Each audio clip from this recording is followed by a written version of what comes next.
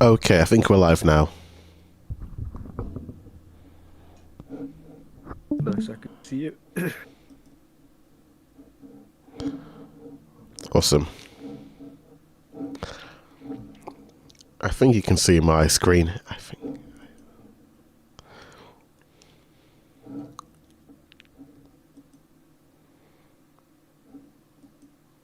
Hi, can you hear me?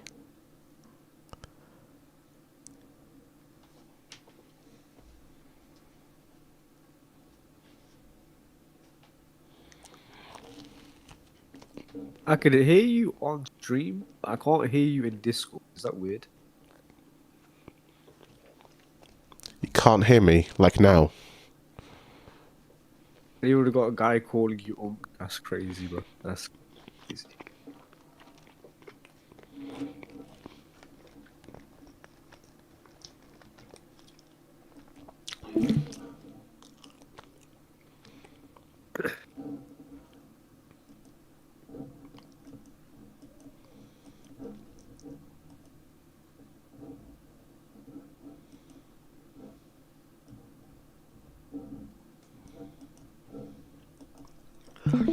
Okay, is that better? Can you hear me?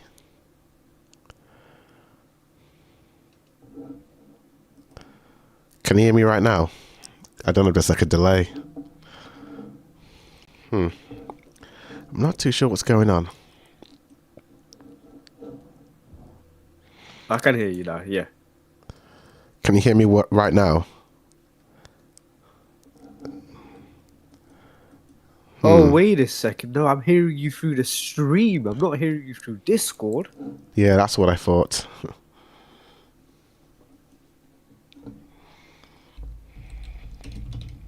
So weirdly, I can only hear you from the stream.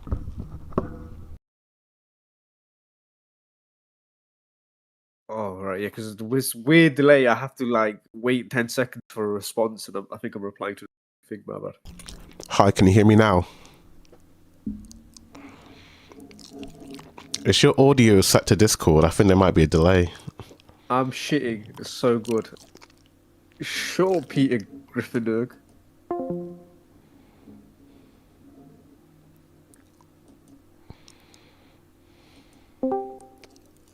Hi, can you hear me? Oh, there we go. I can hear you. Yeah, yeah, Okay, can you hear me now? yeah. Perfect. Fine. Okay, Yeah. there was a weird delay there. Well, yeah, Okay, it's because I was replying to you through your. So your stream can hear yeah, you speak. you can hear me I now. couldn't hear you. Yeah, yeah, yeah. Okay, that was strange. Very. Let's just jump straight into it then. So JJK season 3 episodes 1 and 2 released back to back on Thursday, and it pretty much went viral. It was pretty trendy on social media hours before it came out. The opening Hours before. got a lot of hype, and yeah, I suppose we can talk about the opening first, the theme song. So, what did you think about this new opening that we're seeing I'm right gonna now? be absolutely honest with you. Mm-hmm. I don't think Jujutsu Kaisen has a good anime opening that stands out. I'm just gonna be real. They're good, but I don't think it's top tier.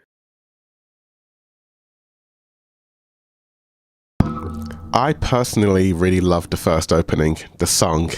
It's so speedy, hyperactive, and it has a very energetic vibe.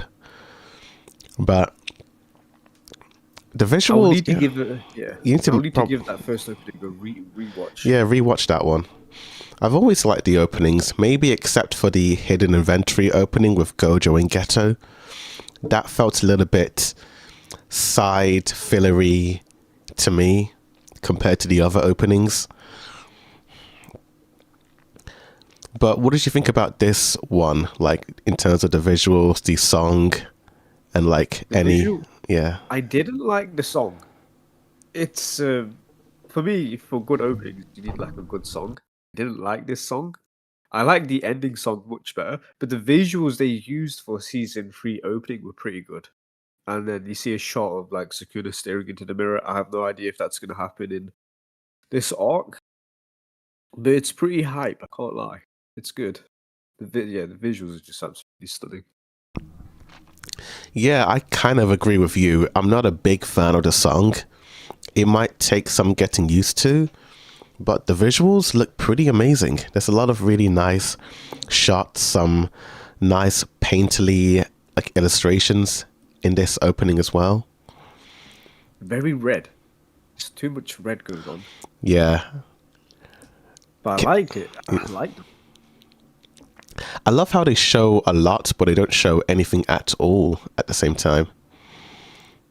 It goes by so quickly as well. You have to like pause it, and even if Yeah. you pause it, you're still not getting. It's out of context. You're still not understanding what's going on. Yeah, it's really random. Also, can you share your stream with me, please?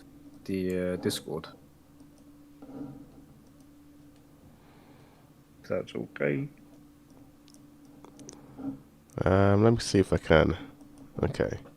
If it messes up the mic thing, then just forget it. Okay, is that okay? Can you see that? Yeah, perfect. Okay. I think it's showing you the screen too. Yeah. Yes, fine. Okay. Yeah. All right, that's cool.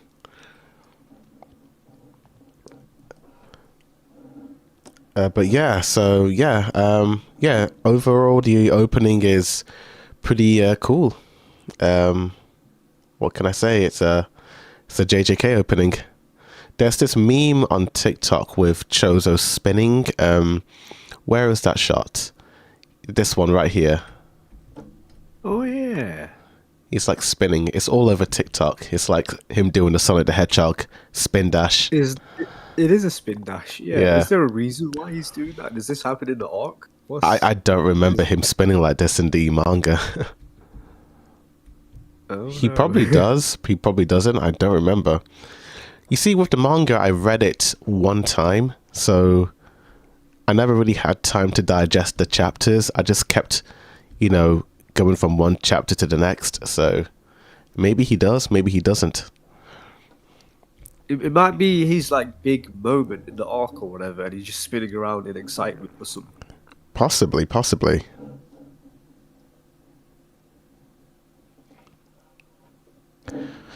But yeah, let's just get straight into the episode. Let's just,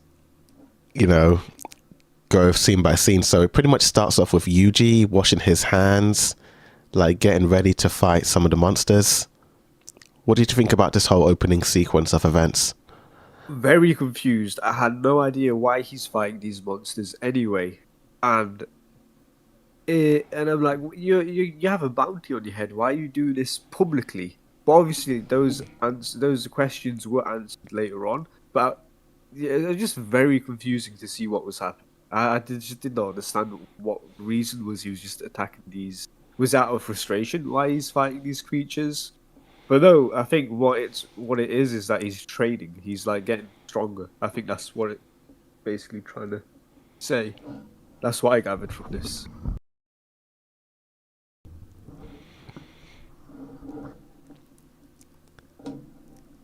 Pretty much. But then I think Yuta comes along as one of the monsters, like pushes him down into a cinema. And I kind of like this shot because it was shown in the cinemas. So it's kind of like showing you that, hey, it's going to be a cinematic looking episode, which is kind of cool. And then after the cool looking opening, we get the introduction to the Zenin clan. Naoya, who was a new character, the blonde-haired dude right here, I found him to be quite a bit of a prick, if I'm not gonna lie. Absolutely, dude. Prick vibes all the way. Like even just the comments he was saying about women, not just women, his own cousins, own family. Like, the crazy thing about this character is that before the season came out, he got a whole lot of love in the promotion. Like, he was getting like hundreds of thousands of likes on the promotional art, the promotional videos from fans. So I'm just like, what's going on here? And then people are memeing on it, saying that, wow, people are giving a misogynist, all the love and care. He in terms does look like that type of character that girls like as well. yeah. He's giving me like Draco Malfoy vibes. The bad boy vibes, Yeah. like the Sasuke's, the Sasuke's of the anime. That's what he gives, but he doesn't act like that. He's much worse. Yeah. Much, Very much. selfish. But yeah, so Nanayo is here with his two brothers, and they are there to hear who was going to inherit the Zenin clan. And Yeah. to Nanayo's horror, it's going to be Megami Fushiguro because Gojo Satoru is out of action. And yeah, he's pretty angry about this, and now he vows to take out Megami and, inherit the clan. What do you think about all of Which this? I didn't really understand that because, as we know in season 2, Gojo took Megami away from the clan, right? He's like he like kind of raised him himself, right? Or raised him outside of the clan altogether, so he's not a Zenin. But why would the Zenin reward Megami with being the leader if he doesn't have any cultural ties to it? You know what I'm saying? Yeah, I see what you mean there. So that a bit confusing there. Maybe it will be explained later on. I don't know. Who knows? But yeah, so pretty much Nanio is going to look out. He's going to find Megami to take him out. And then Yuji has these really sad flashbacks of season 2 of Nobara Kurosaki being control alt deleted. Nanami, his sensei, also being control alt deleted by Mahito. Yeah, you feel bad for this Yuji. Like, look at this whole scene of him just being all depressed in this red room. You feel bad for the boy, he's really gone through a whole lot. Yeah, it's nice to see that his big brother's there to support him. I didn't, I didn't understand that either. To be honest, what is this with the brother stuff? Apparently, I don't know. Did they explain it in season 2? I don't remember because I know they explain it more in the future Okay. of this series. So what I know, I did watch a recap before season 3, and what they said is when in season 1, Yuji kills 2 younger brothers of this guy, Chozo, whatever his name is, Thomas the Choo Choo Train. And he gets upset, right? And then he finds out that it was Yuji that did it because this Chozo guy, he has this ability that knows when his brothers are getting hurt. And when he was going to give the killing blow to Yuji in season 2, he had that same feeling of one of his brothers were about to die. And then he sort of linked that to Yuji and like, oh, I'm his brother. And that's all we know Okay. of this time. So I won't say too much then because I don't know I won't say too much, but all we know is that it's cool to see Chozo looking out for Yuji. I mean, they were once fighting each other, and now they're like more or less on their same side. It's like when you don't know the answers to any of this, this is weird because they almost killed each other. It is nice to see though, but it's weird. It's honestly very strange for me because these 2 episodes are like old news. It's like I saw these chapters in the manga ages ago, and it's like, oh wow, it's like I'm rewatching it essentially. It feels like a rewatch, but it's cool because I'm remembering things that I forgot. That's pretty cool. But yeah, so we cut to Yuji just running away from the monsters. He has this whole parkour, running up this ramp, jumping off it. I flipping love that scene. Then he kicks stronger. Yeah. So much stronger than he was in like previous seasons. I love this whole color scheme as well. The purple and the pink. It's so cool. So when I was watching this recap video of the first 2 seasons, right? They mentioned like these sorcerers have special techniques. What is Yuji's special technique? What is it that he does that is different? Like, does he have a special technique, or does he just punch things? Again, I don't know if I should say too much about that. I think we will put a pin on that until the end of the season because I don't know. Okay. I just don't want to say too much, you know. Okay. So it's good that you're questioning all this, you know. But let's just, yeah, Yuji has power, you know. Let's just say that he's got, Yuji has power. and you, That's separate from Sukuna. yeah, it's his He like has. his raw strength, you know. His Okay. yeah, Okay. he's like Naruto in Sage Mode essentially. That's his real power. But Oh, okay. Okay. yeah, I still don't understand because everything hasn't been revealed yet. But yeah. yeah, Sage mode. Okay. Okay. Okay. Just imagine like that. Yeah, Yeah. that's his base power. But yeah, he and Chozo are tag teaming to take out the monsters. And Chozo was like, damn, he has become a war god now. You know, he's glazing Yuji in this scene. Like, you even have the camera panning up as well, looking at him.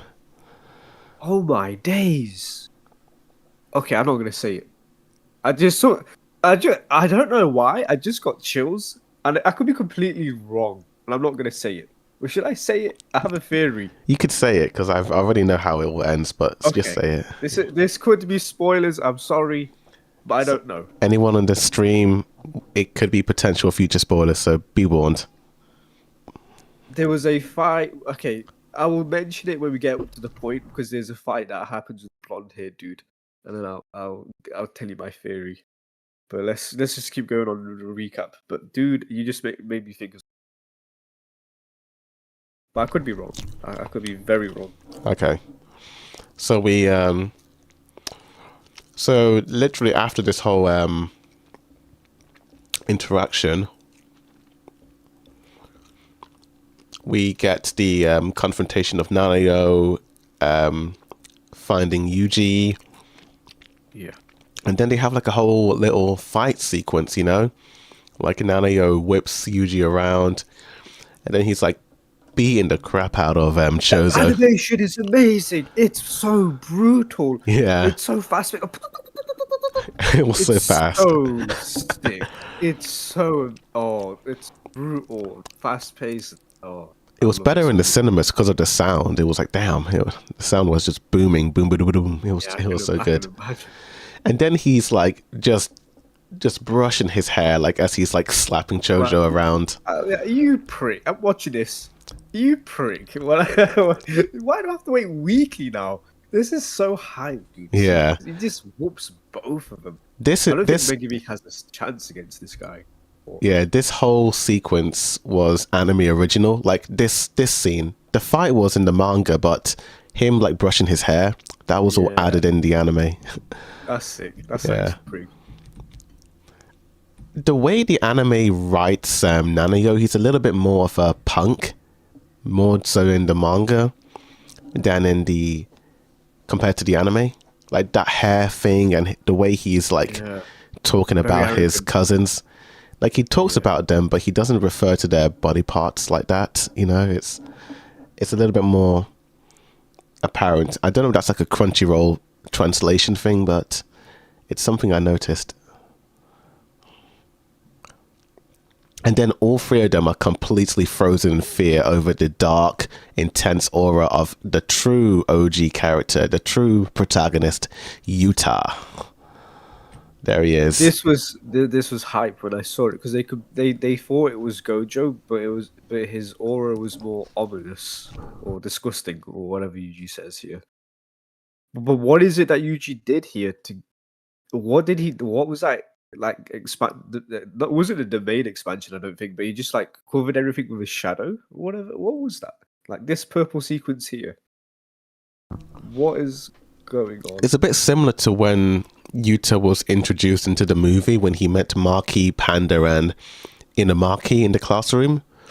When he steps in, it's like people can sense that aura. It's probably just for a visual. I think it's just for the visuals, you know. It's not really him emitting. It's for show, I think. It's for show. Okay. Yeah. It was beautifully done. But that pose, I will say, is a bit weird. Yeah, a lot of people were making fun of it online. You're not the only one. Like people were. It's not really like how it is in the manga. He's actually standing straight. He isn't like arched like that, you know. Yeah. But if you're that powerful, right? Just stand however you want. Yeah, I suppose so. for it. Anyway, so Chozo fights Nanayo, and meanwhile we have this really long, really visually dazzling sequence of Yuji and Yuta. What do you think of it? Bro, Yuji got no chance, bro. Yuji has no chance here, dude. Like, you're so out of your depth. Also, interestingly, there's a moment where he thought he caught Yuji, but he doesn't. What was that about? There's a part where like Yuji like dodges it. He like, but it looks like he caught it, but you see blood. But then Yuta says, "Ah, I missed. He was able to dodge that. What the heck is going on? I'm so confused. This Yuji character, but like the main protagonist, he's too mysterious." Yeah, it might just be for the visuals, you know. But there was like a lot of really cool like parkour scenes of him jumping through cars and all that. You get some like Gojo like training moments of him, you know, reminiscing on the past, which is cool to see. The moment when they both broke each other's like swords. And, like, Yeah. this is my chance. And then like it's cheating. This part here where when that guy grabs him, that demon thing. whatever Yeah. it's called. Oh, Rika. Ruka, yeah, Ruka. That's cheating, bro. You can't Yeah. bring another person to a fight. And then with that, he's able to take out Yuji. And then I haven't actually seen the end credit song, but from what I'm looking at it looks pretty cool. It's just a huge. It's like the poster. Dude, it's so good. I think this ending is much better than all three openings that we've had, or all The ending four song. openings that we've had. Yeah, the ending song. Yeah, because the visual isn't really much, but the ending song is so good. I need to like hear it because I've only seen the visuals but not the song. Because I saw this episode in the cinema, so I didn't need to go back and rewatch it, you know. And plus, I've read the manga, so it's like, right, yeah. But yeah, it looks pretty cool. Anyway, after all of that, we finally get this very, possibly in my opinion, one of my favorite fight sequences. It's Nanayo versus Chozo. Yeah, it's a pretty awesome sequence, you know. What do you think of it? This is a question that I wanted to ask you, right? Because you see him summon the blood, but because it's part of his ninjutsu or whatever it's called. Regular humans can't see that amount of blood, right? You know what I'm saying? Because if you're a regular human, you don't have ninjutsu and you can't see the demons or whatever it's called, right? Right, yeah. So when that amount of blood is just pouring out, regular humans aren't seeing that, right? I think the humans will possibly see the blood, but And like the part where Yuji was fighting those massive demons as well, and like you see the skyscrapers just blowing up and stuff like that. yeah, the humans won't see the monsters, but they will see the skyscrapers being blown up. So And they will see Yuji like blowing up the skyscrapers. It will look like Yuji doing it. That's the one aspect of Jujutsu Kaisen I'm very like. it's a bit like, you know, in Harry Potter and the Order of the Phoenix, there's a scene where Luna and Harry look at the Thestrals and they can see it, but the others can't. It's a bit like that. Okay. Yeah. Okay. It's a little bit like that. So getting back to this fight, sorry, I didn't want to like go away from too much. But the 24 frames per second, I laughed out loud when that moment happened, because this guy is such a modernist. Yeah. It's so funny. I remember his was it his grandfather in the previous season was talking about how, oh, I don't like emotions moving on TVs. If you like them, then it's fine, but keep it in its true form, its intended frame rate and all that. It was kind of funny, you know. I don't know, it's like their abilities to like make people, I don't know, like it's like they're moving at the frame rate that they want to. Like how? Because this is such like a video gamey thing as well, right? Yeah, Like the critical hits. This is my the main expansion is my ultimate move, and now this 24 frames per second. It's such a funny concept. yeah, And then and the battle royale we're getting soon. It's funny. I love it though. It's just didn't expect it, to be honest. yeah. I mean, I sort of expected it because it was sort of established in season 2 with his grandfather, I think. But yeah, he gets so defeated so easily after all of that big talk earlier on, you know.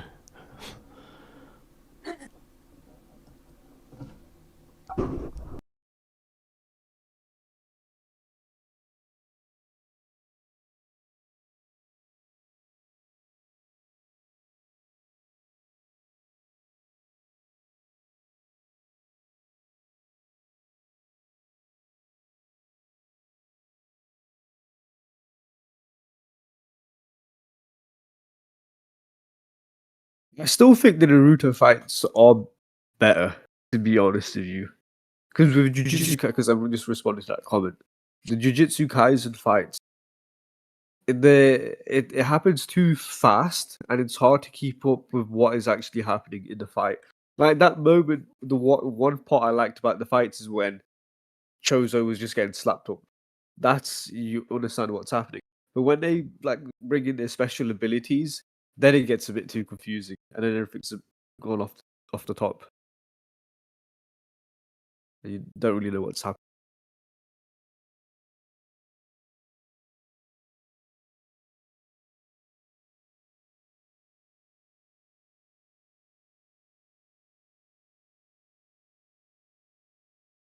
I think you're muted as well. So I'm just bringing up another fight, which is Naruto versus Oh yeah. Sasuke.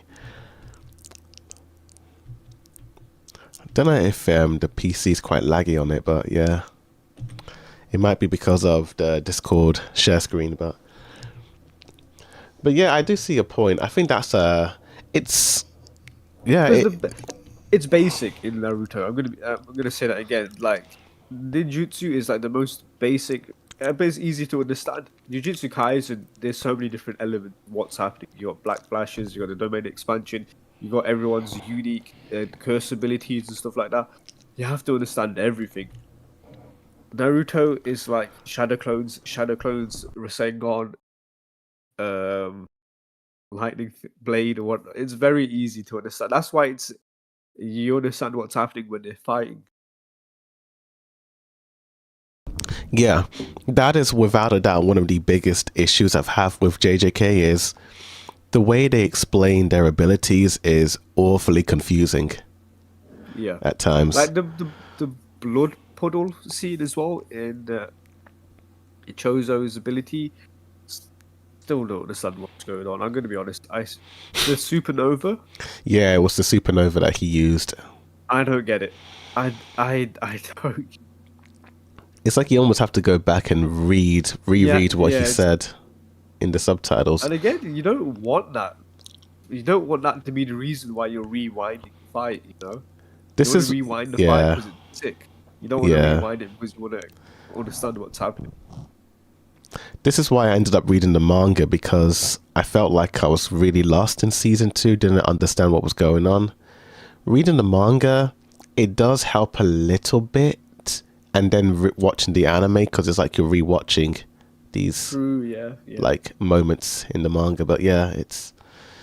I think on a second watch, it might be better.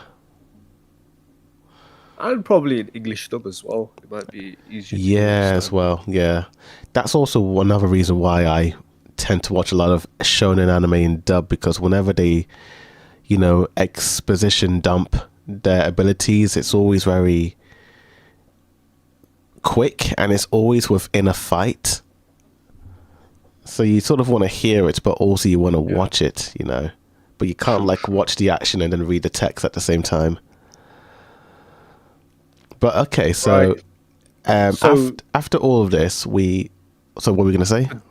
this is where my theory comes into play, right? Okay, yeah, let's hear it. Because there's a moment where Chozo's blood is inside the blonde dude's body, right? And he's like, this is poison. Wait, no, it's not poison. It's because he's a demon or whatever it's called. Like he was created, right? Now I'm thinking because Yuji has died 2 times, right, and has come back to life. Is it not because he's human, but he's actually he was created too? Is also a demon or something like that potentially? And the only way we might know if he is a demon is if his blood gets inside a human's blood, and they all also have like a same reaction to Chozo's blood. Something. That's my theory, but I have no idea. True or not? That could be so wrong. Who knows? Just gotta wait and see. But we also Was get that flashback? yeah, we get a flashback of his grandfather and parents. Straight after this scene. So that's right after. Connected in some way. What do you think? I mean, that pattern on her head was suspicious. I've seen it before, but I don't know where.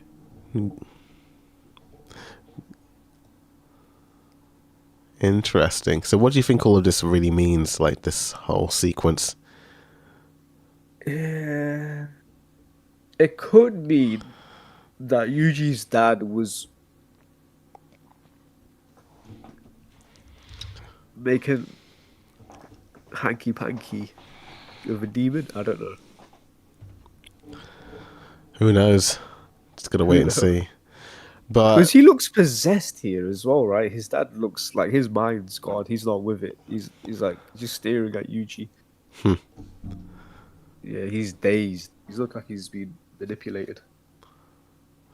And something his grandfather says is very interesting, if you remember. So let's just read what he said. You are free to live your life. You are free to live your life however you please, but you have to stay away from that woman. Yeah. You will die. Yeah. Which he probably does that because his granddad raised Yuji.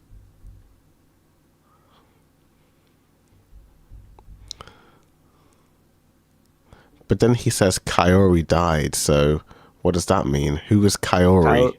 Kaori was his first lover? Who knows? Wait. I know you. Wait, you go too fast. I know that you wanted a child,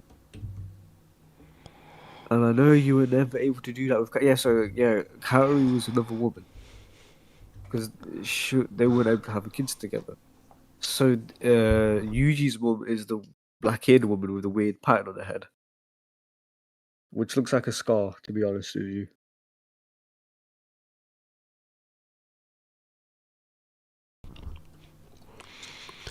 But anyway, it could all be a dream because Yuji wakes up and it's like, huh? What was all that? Who knows?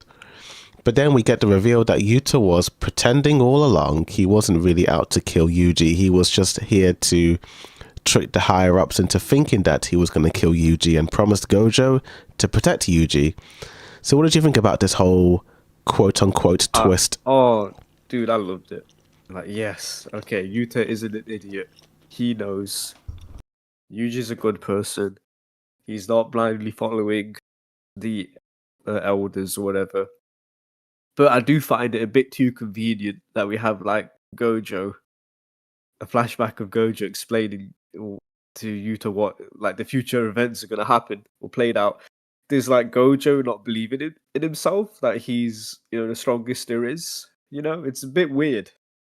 Like, how did Gojo know he was gonna like get taken out of action? So I felt that part, this whole sequence of explaining things to Yuta, was a bit weird. I didn't like it. But Yuta explaining his actions to Yuji, I like. I like that he's a good guy, not a bad guy. That's it.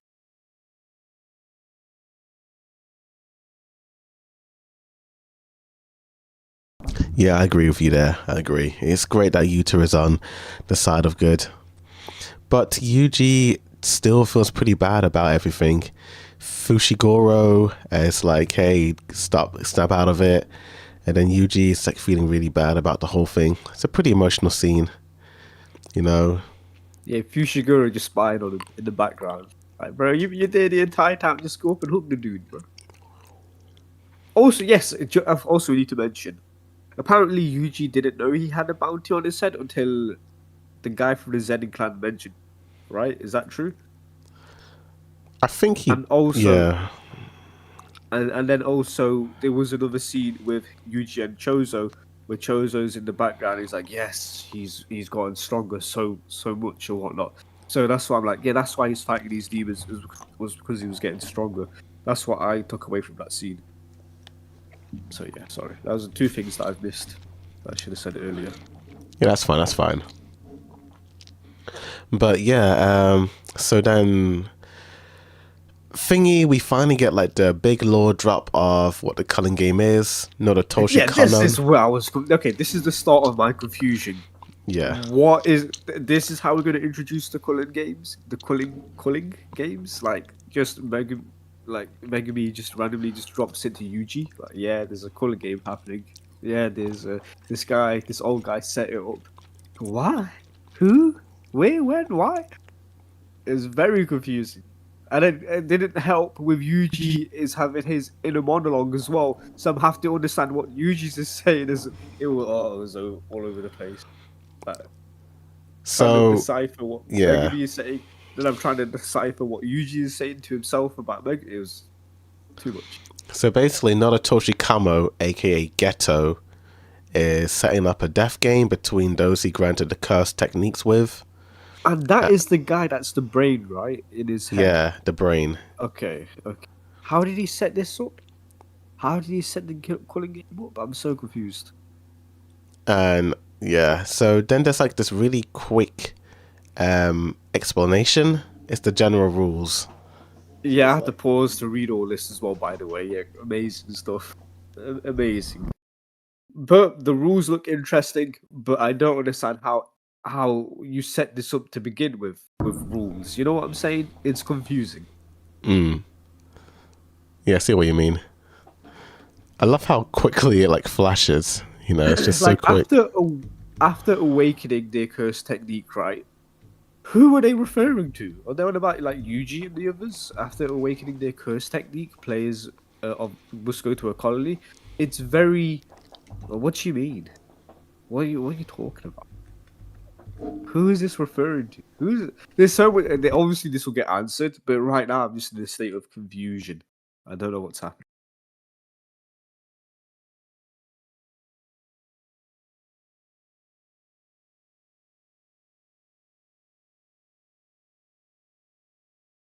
And I'm obviously, Rule 6 is the best rule, obviously, because there's going to be so many twists happening with that Rule 6, and that's going to be sick. yeah, that's gonna be quite interesting. We'll see what happens with that. But do you understand my points of like how why is this old brain guy in a gap that's controlling this guy able to set up this rule, this battle royale, and why people have to take part in it? Why they just avoid doing it? But how do they link it to their chakra and lose their stuff if they don't participate? What it's Yeah, it is quite confusing. I won't lie. Even I was confused reading the manga, but I do think they explain more in the okay. future. But moving on from that, we know about Sukuna plotting something so he can get his With hands on Fushiguro, Fushiguro. yeah, that is true, yeah. And it probably has something to do with that 1 minute rule established in season one, because that's when Sukuna saw Fujigura and he didn't kill him, Yeah, because he would have killed him. Let's be real, but he didn't kill him, and that's not because he was being nice. Sukuna, Sukuna is like the most evil thing in this show, so there's a reason for why you let him live. I don't know what that's about. yeah, pretty much. But then, what do you think about this whole bit of Yuji saying to Yuta if Sukuna takes control of him, Yuta should end his life? What do you think of all of that? Bro, I don't think you're strong enough to kill him. I'm gonna be real, bro. I just We've seen what Sukuna's capable of. I don't think you're that guy, Yuta. I don't think. I'm sorry, bro. I don't think you're that guy. You're not him yet. You're not that guy right now. You know, but it's you need more than Yuta, is what I'm saying. Mm. You're gonna need somebody like Toji as well to help out, but Toji's dead. So the gang have to return to JJK High School and contact Tengen, and then get their hands on. Who's Tengen? I don't know the reveal who Tengen is, so I won't say. Because I'm like, who is like you're dropping these names? I don't even know who Tengen is, dude. Like, what are we doing? Have I missed this guy from season 1? Was he introduced in season 1 or season 2? No, he wasn't even in the recap video I watched. Yeah, let's go meet Tengen. Where did Tengen come from? What you want about Tengen, bro? Bro, I was just all over the place. I was so confused. Again, they're gonna explain who Tengen is later on. Yeah. Yep. They need to get their hands on the prison realm.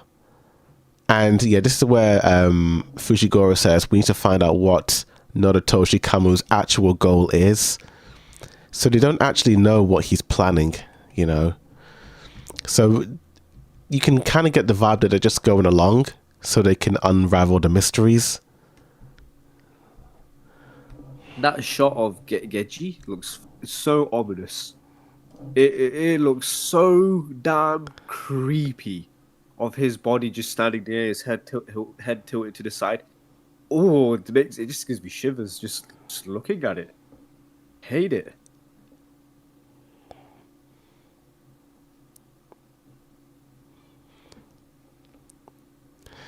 And then they talk about Kurosaki. They get pretty sad about it, but they just keep moving on. Chozo comes out, creeps out Megami in this moment. And then we cut to JJK High School. Yuta and Maki reunite after the movie. And yeah, the gang pretty much go to meet up with Tengen. I hope Yuta isn't a one-off. I hope we get to see a lot more of him this season.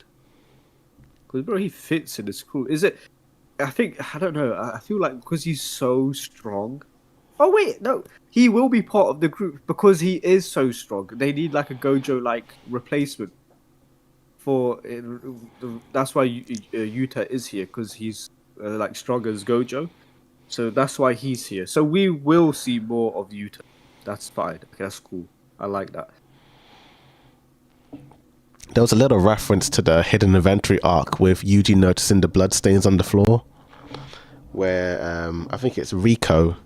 She gets executed by Fushiguro Senior, and that's when Geto he gets all mad, and that's pretty much how things all began, you know. Oh, Geto is his name. I kept saying Geiji for some reason. And then they're pretty much there with Tengen in here. So yeah, Tengen is here. Did you know Tengen was going to be the freaking narrator as well? Did you know Tengen was going to be the person that was going to be narrating the entire story? I had no idea. Yeah, they revealed that like months ago when the promotion was coming out. But yeah, that blew my mind a little bit. I was like, whoa. And did you know Tengen was going to look like an alien as well? Well, in the manga, I had no idea. Okay. Yeah, because Tengen was, I had no idea. But yeah, that's the episode. I'm going to guess that episode 3 is where Tengen explains this whole color game stuff, right? This is where it's finally explained, okay, this is happening, this is happening, this is happening. So I just have to wait a bit, yeah? Just got to keep waiting. All the answers will be explained. Wait, okay. Okay. Oh, fair enough. I'll keep. But what are your theories about JJK, the Culling Games arc, and what do you think is going to happen, and how do you think the series is going to end? I think my theory is I'm gonna stay confused. They're gonna keep me confused. I'm not gonna get an answer until I watch a YouTube recap video, somebody explaining Culling Games. I'm so lost. I'm so confused, but people love it. This is everyone's favorite arc in Jujutsu Kaisen. So, some of it, you know, We have to find. I don't know. So I don't know, dude. I don't have theories. I think Gojo at the end will probably be released or something. Or um, there's that rule 6 where if you have 100 points, so obviously somebody's going to be killing a lot of people, and I'm going to guess it's that Zenin blonde dude. He's going to be killing a lot of people. He's going to add like a rule, a special rule. Oh, somebody's going to get 100 points, and they're going to ask for the release of Gojo. I think. Um, but that would be too soon. That would be way too soon because he just got trapped last season. Um, I don't know. I think the epic part is gonna happen with that Rule 6. That's the only thing I can guess. It's like Rule 6 happens. A lot of people are going to be banking this 100 points for this rule change, and one of the rules will be like, okay, this rule will put the end to the calling game. This will stop it all, and I think that's gonna happen. And I don't think we're going to be seeing Sukuna this season because, bro, we just got him last season and it was epic. That's my thing. Nice, very interesting to hear. But Was yeah, I right or wrong in any of it? I don't know. I don't. Oh no. I don't like want to wait weekly, bro. Weekly is hard. Weekly is so hard. And then it ends in like 10 minutes. It's too much. I think it's more fun to watch weekly, you know, for the online discussions. Yeah, that's true. For the discussions, yeah. It's always a lot of How many fun. episodes are there for this season? So this is part 1 of the Cullen game, so it's set to Oh, have a God. part 2 possibly later on this year. So we're looking at 24 episodes or something Yeah, like that. around Okay. that. And part 1 will end in episode 12. But interesting thing about these episodes is that JJK adapts about 4.5 chapters per episode, so I could tell everything is going by too quickly. I yeah, can't keep it's up. like damn. Like I think we are going to be by the time season 3 ends, we're going to be very close to the ending of the series. Like, What? yeah, that's my theory. I think by the time this, like, because it's part 1, by the time part 2 of Cullen Games ends, I think we're going to be very close to the end of the manga. Wait, Because how many arcs are left after the Culling game? basically the end of season 2 was the halfway point of the whole series. So That's only season 2. yeah, so it's gonna be like season 3 is gonna like it's gonna be like the yeah, can't say too much, Okay. but All right. yeah. My theory has changed. Okay, now that I know this is near the end, Gojo's getting released in this. That's a facto. That's period.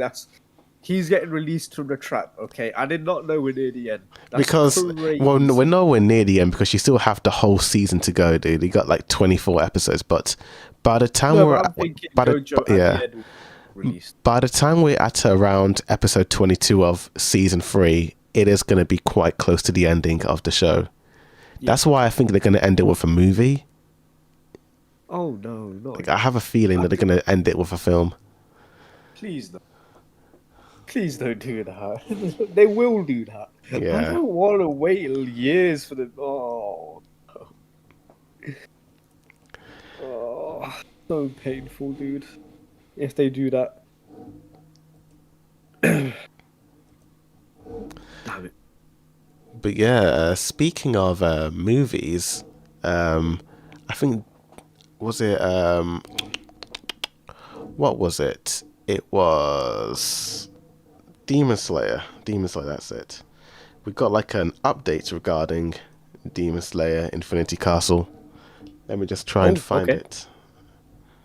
Find it. Where did I save it? Here it is.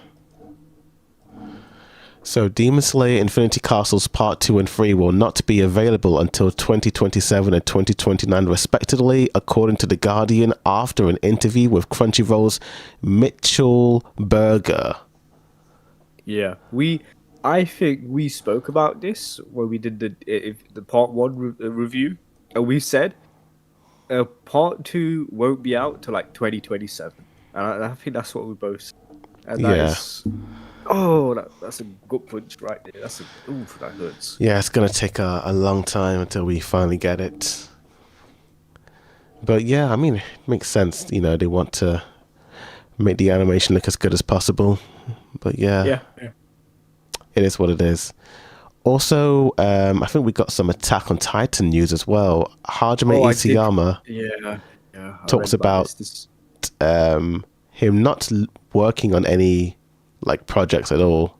So this is what he says: I'm no longer working. I have occasionally been asked to draw illustrations and sign autographs, but I no longer draw on a daily basis. Yeah, that sucks, dude. He gave it his all for Attack on Titan, I and now think he's like yeah, he's creatively. like a millionaire now, isn't he? Like, Well, it's not even that, but like as an artist, right? You want to keep creating stuff, but he has nothing in the tank though, because he gave everything to Attack on Titan, I mean, he and that's started it like, in 2009, so yeah, I don't yeah, blame him, you know. yeah. He's been drawing for like way over a decade. Like, yeah, And and he also said, right, like even if he did start something new, he would feel like some themes will be similar to Attack on Titan, and then he'll feel like he'll be copying, like too repetitive. yeah. Like, so yeah, it makes sense. Like, I think it's good that he's not going to continue anything more with this. Just, you know, I like it when shows just end, you know, no like sequels, just end the story, you true. know, Yeah, yeah. like, He should just, bro, go on vacation, travel the world, and then yeah. more stories, more ideas will pop into your head. Oh, yeah, I'm sure they will. I'm sure they will. But yeah, so yeah, then we got the Vinland Saga update saying that the creator has basically cancelled any of the online rumors regarding season 3, and that's all Yeah, fake that news. And he's sucks. saying that he hopes it's in production, but nothing has been confirmed yet. Yeah, and he would know, right? Because he's the author of the show, like, of Yeah, the books or the manga. So yeah, that sucks. A lot of people love Vinland Saga as well, but I don't know if season two was good. I heard I people haven't were seen very it yet. mixed on it. You know, For me, like season one was so like slow. It was so slow. So I'm like, I don't know if I can. I don't know if I would enjoy season two. So I'm just put off by it. I watched episode 1 many months ago. I thought it was okay, but I wasn't really in love with it. I just thought it was fine. Yeah, You know, yeah. I don't really know how to feel about it. Maybe when season 3 comes out, I will check it. But yeah, that's that. In other anime news, yeah, One Punch Man season 3 has a part 2 coming out next year. So Why? yeah, Just put it to bed. that's fun. Did you see the show yet, or just skip it? I skipped it, dude. I just skipped it. I'm not gonna do. I'm not gonna like because I read the manga. There's like the manga is better animated than the actual show. Mm, That's crazy. And this is like 2D images I'm talking about. It's yeah, better animated than the actual show. I seen fan animation of certain fights that happen in the manga. That's freaking epic. Huge spoilers though, but yeah, yeah, so damn sick. yeah. So One Punch Man. I will say the final episode did have some pretty cool scenes, but I don't think it's enough to justify the It's not entire. enough. It is not enough. It's like 2 minutes of Saitama punching Orochi, and that's Yeah, it. That's it. that's it. Nothing epic or anything. You're not missing much. It's a very Yeah, disappointing season, you know. very. I But would rather we not have a part two. To be honest, I just don't grab the whole thing. yeah, the fans went crazy on this one. Was this the same studio that animated season two? Yep, Because it season was. two was so much better. Same studio. Oh god, I don't know what. I think they changed the director of the season. It's the same studio but different director. Because it's like season two wasn't good either, But this is so much worse than season 2. It's crazy. I mean, I don't really blame the animation studio. I blame the production committee. They are the ones who finance the animation studios and, you know, give them the schedule and the time planning and all that. When did they start animating season 2? Because it's been season 3. Because there's like a huge gap between season 2 and 3. Do we know when they actually started? No one knows. But there are theories saying it was like a couple of months ago because of the quality. Wow. That's bad. If it was a couple of months ago, that is so bad. But again, no one really knows, you know. I think. Well, at least they got a whole year to do part 2. Yeah, they do. But yeah, that's very unfortunate. But it is what it is. But yeah. Speaking of controversies and all that, I know you are not the big. I know you've not seen this show, but I mean, it's been talked about like for a couple of weeks now online. And I don't know if you know it, but it's a little show called Stranger Things. That's not little. Yeah. No, I have seen this first season of it, so I know what it is, but I just didn't like season 1. But I am seeing the conversations of like voice critical has spoken about the ending. Like a lot of people have spoken about the ending. The one person I haven't spoken to about the ending or heard their thoughts about was you. So how did you feel about the ending? Was it everything you hope it would be? Was it more? Was it worse? What did you think of the ending? So before I talk about the ending, without spoiling the entire show, because it depends. Do you care about spoilers for this show? There's no limit. Because I've watched season 1, I didn't like it enough to stick with season 2. So just go ahead, just spoil everything. You want the whole thing spoiled? Because let's just get into the I still recommend this show even despite everything. You know. Yeah. So you think the ending was okay enough for it? You know, like not Game of Thrones. Like Game of Thrones was tragic. Yeah. Okay. This is nothing so like Game of Thrones. I would just give my spoiler-free thoughts before I talk about the ending. So season 1 was, in my opinion, 10 out of 10 season. This season was amazing. It was like, wow, this season was just great. It had great writing, great characters, the aesthetic, everything about it was just awesome. It was so cool. So cool. And then season 2 comes along and it's more like a continuation of season 1. You know, it's the same beats happen. The same characters who interact in season 1 interact in season 2. It does feel more like a part 1 and a part 2, you know, because the way season 2 ends, it kind of closes this specific storyline. I won't tell you what the storyline is, but it closes a specific storyline. And then season 3, it's like, it's this weird in-between season, because seasons 1 and 2 are like one story, and then seasons 4 and 5 are like one story, but season 3 is kind of like in the middle. It's kind of like a filler arc essentially, but it's still canon to the story, you know. It's still canon, but it's the only season where not a whole lot of lore drops. It's very much like the characters and, you know, their developments. It's like Demon Slayer Part 1.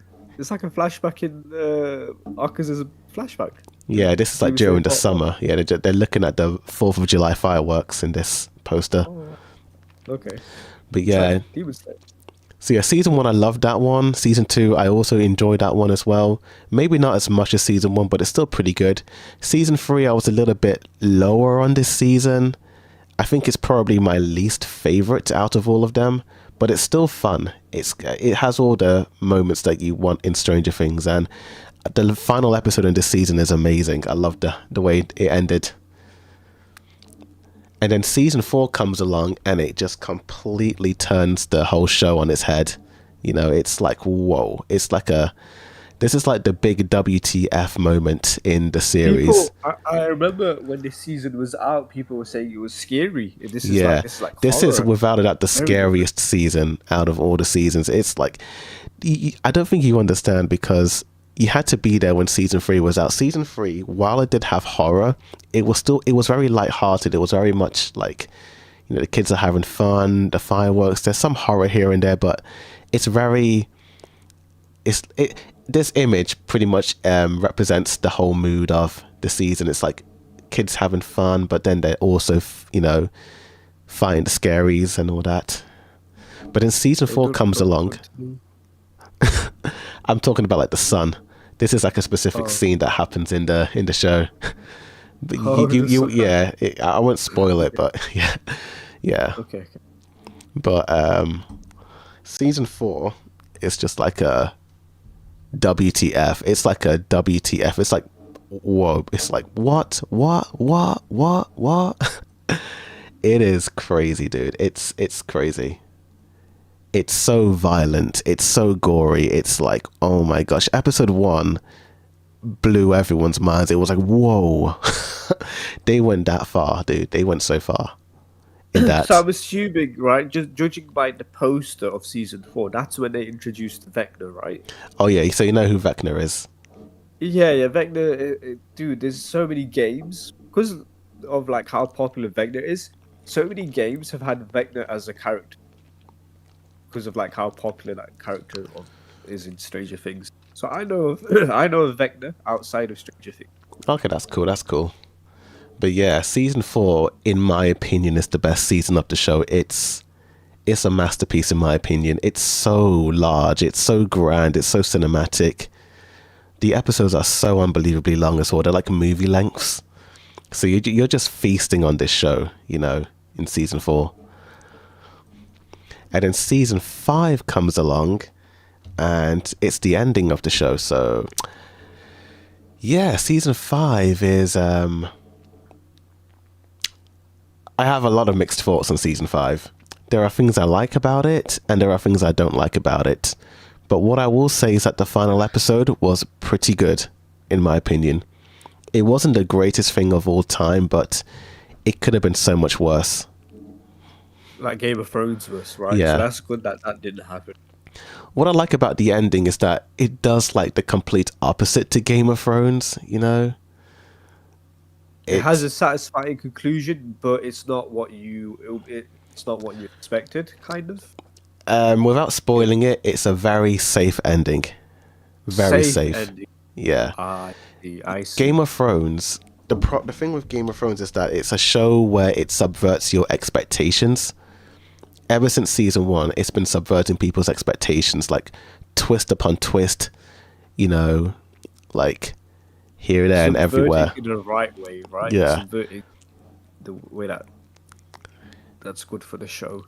And then like season 8 again did the whole subverting of your expectations, and I don't think people like that, It was bad for the show when they did it in season 8, yeah.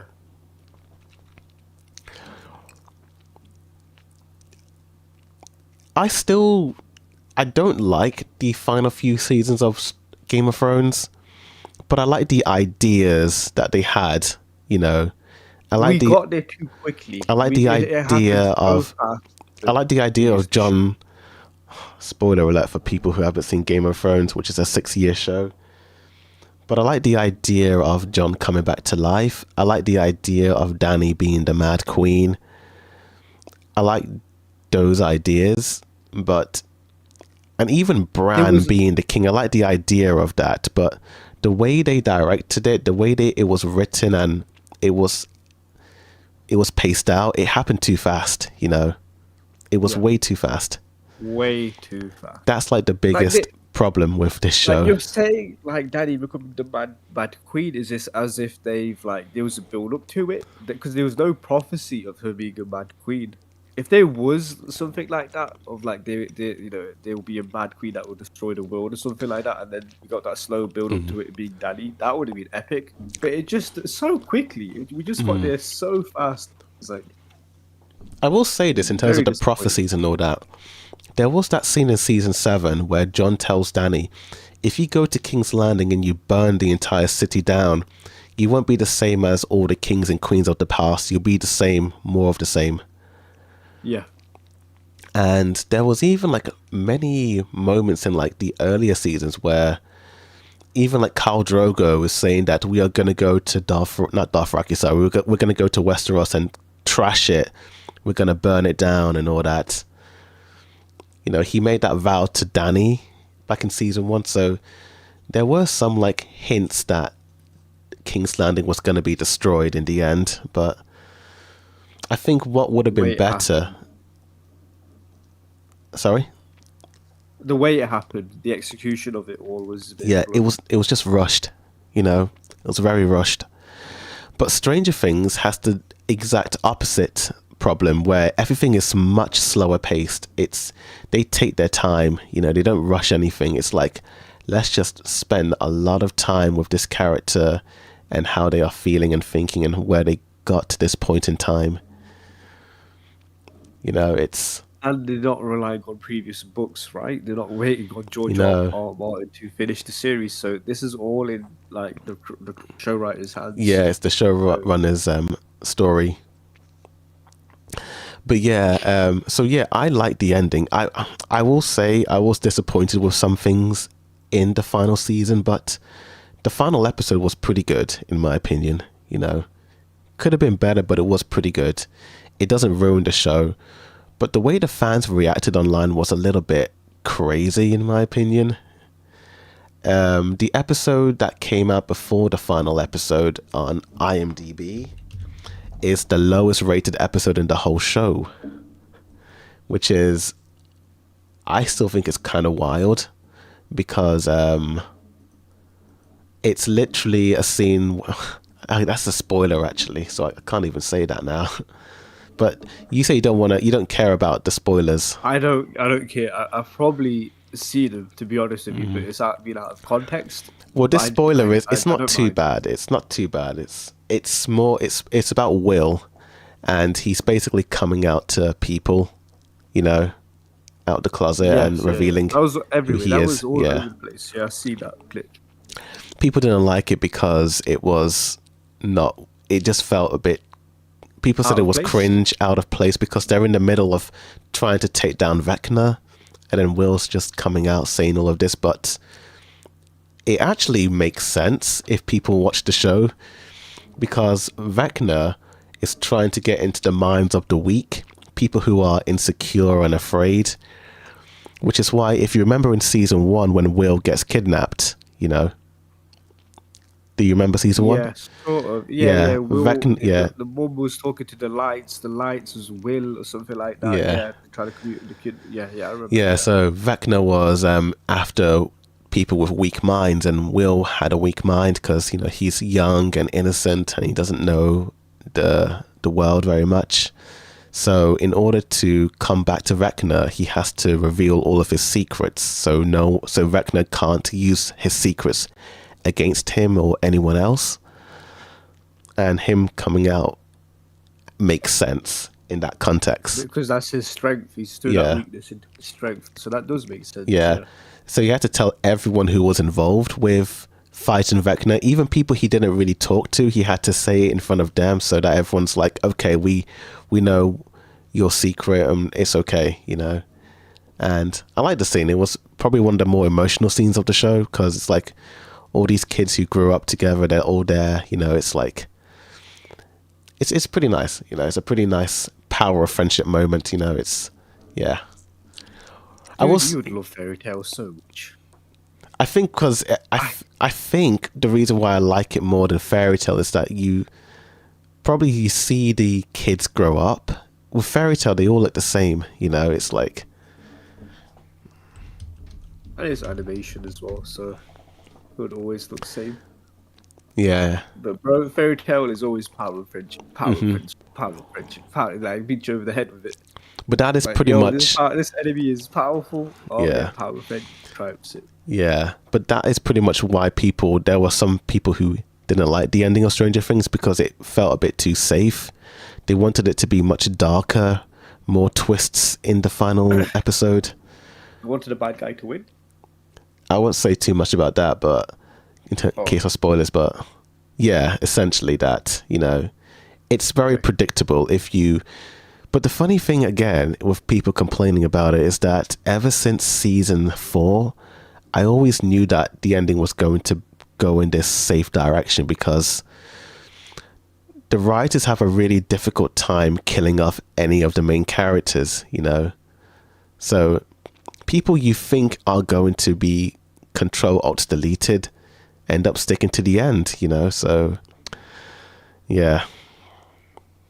I remember I don't remember her name, but she said in an interview like the writers are too afraid to kill the office. Yeah, Just kill Millie the Bobby office. Brown said Oh, that. Yeah. that's it. Yeah, she said it. Yeah. Yeah, even So she was complaining even the about it. characters, even the actors are saying. Yeah, it was in reference to what happened in the end of season 4, and it kind of annoyed a lot of fans as well. Like when that season ended, there was like a moment where a character dies, but then they are brought back to life by someone. Oh. Yeah, and it's never really explained, you know.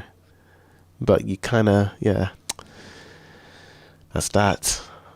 But yeah, Stranger Things overall, even with this final season not being exactly what I thought it was going to be, it was still a pretty solid ending, you know, in my opinion. But even after everything, like from season 1 to season 5, you still fully recommend it to anybody, right? Oh yeah, It's yeah, like I recommend it to anyone. yeah, I still, it's not a train wreck of an ending where no. you like hesitate to recommend shows to people like Game of Thrones. But Game of Thrones is difficult because I stopped, I was losing, not interest, but I kind of was losing that excitement in season 6 onwards. I remember like watching it weekly being like, it doesn't have the same magic as the earlier seasons. yeah, And you can tell that the books by season 6 were running out. So yeah, I think that's why. dude, I probably will give this show another chance. To be honest with you, Yeah, but just need to find a good I point to still watch I it. still recommend it, you know. I still recommend watching this show. It's a lot of fun. It's very dramatic and emotional, you know. It's, I think without a doubt it's probably my favorite live action show of all time. Like it's the only live action show I have watched more than twice. So that's Oh, you know, high praise for the show.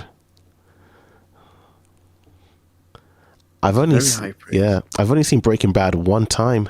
Never rewatched it since. Honestly, same. I've only seen it once, But with this show, but it's like it's such a yeah, good show. I don't want to watch it again. yeah. Well, with this show, it's like you have to keep going back and rewatching it. You know, it's just like, oh, I think also what helps with the rewatch is that the kids are like babies in the first season. You know, and you sort of like, it's like you're physically watching them grow up. It's kind of cool. The one thing I will say, because I did see a clip for season 5, volume 1, I think, when we were in high school, I thought that was so out of place. But I have no context, because I've not seen the show. But, like, dude, these guys are adults. Why are they still Yeah. in school? That was a bit jarring.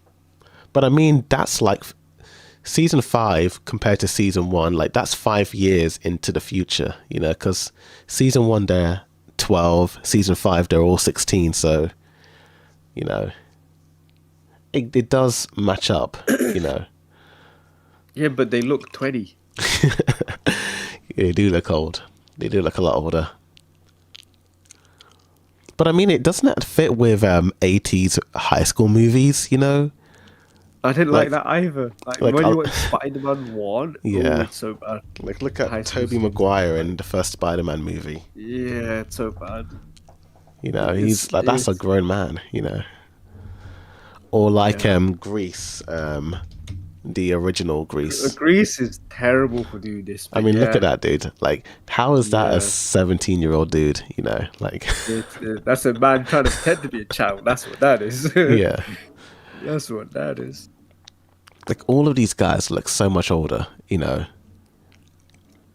so I think it's kind of Yeah, but also like this is 2025, 6 now. yeah, That was back in the 70s, mm, 80s, early 2000s. We've advanced a lot since then, right? I think, would it be possible if the writers adjusted to the current age? Would that have been possible? Like we did like a quick 2-minute like a time skip, whatnot. Oh, okay, let's have these kids be their actual age, and let's say this character is working at this store, that character is working at this. Is the school essential? Do they have to be in high school? What is this? Why is that a thing? Um, I I don't really know. I just think, that's a good point. I mean, they could do a time skip, but I think the original plan was just to have each season be set a year later, like Harry Potter, you know? Okay, that makes sense. Yeah, So yeah. I feel like this is like the because like modern day Harry Potter. What are we going to say? it 100% is like the modern day Harry Potter. Yeah. I agree with that. Because they're not relying on books or anything like that. So No. because they have the power to adjust things when it's needed. Yeah. But they didn't take that opportunity to do so and to play it safe, right? I think that kind of works against them. It probably Yeah. doesn't affect the show that much, to be honest with you, but it's only my pet peeve, just seeing how out of place it looks. Yeah. I think they still wanted to keep these kids as like minors, like kids in high school, teens in high school, Yeah. They didn't want to go beyond that. But I do see those criticisms, it does make sense. And that's nothing to do with the story, really. It's just the age, Yeah, it's the unfortunate situation of like when you start a series with kids and you want to go on for many years, you have to be very mindful that these kids are going to grow very quickly. Like the Avatar season 2 fiasco that we Oh, have. yeah. Because that kid is so tall now. It's Yeah. very jarring. Yeah, even I won't lie, dude. Even watching the final season, it was very jarring seeing all the kids be like really tall. Like some of them are even taller than the adults were in the first season, which is very like whoa. It is very jarring when you watch it. Because you look at Will, dude, he's tall now. Yeah, Will was like Like, the tiniest. Like he was like tinier than Joyce, and now he's towering over her, and even some of the other kids as well, which is like because he's the youngest out of all of the kids, so I think he grew up a lot later. but honestly, saying all that, I am excited to give it a watch. Yeah, I recommend it. It is a series that I do recommend people watching. You at least you want to be part of the conversations. It is one of those type of shows where you kind of want to know what everyone's talking Dude, about. I will say I would have been hated on if I was part of the conversation back for season 1 because I didn't enjoy season 1 Yeah, as much as everyone else. you might be in the minority Like, of that. Like, yeah.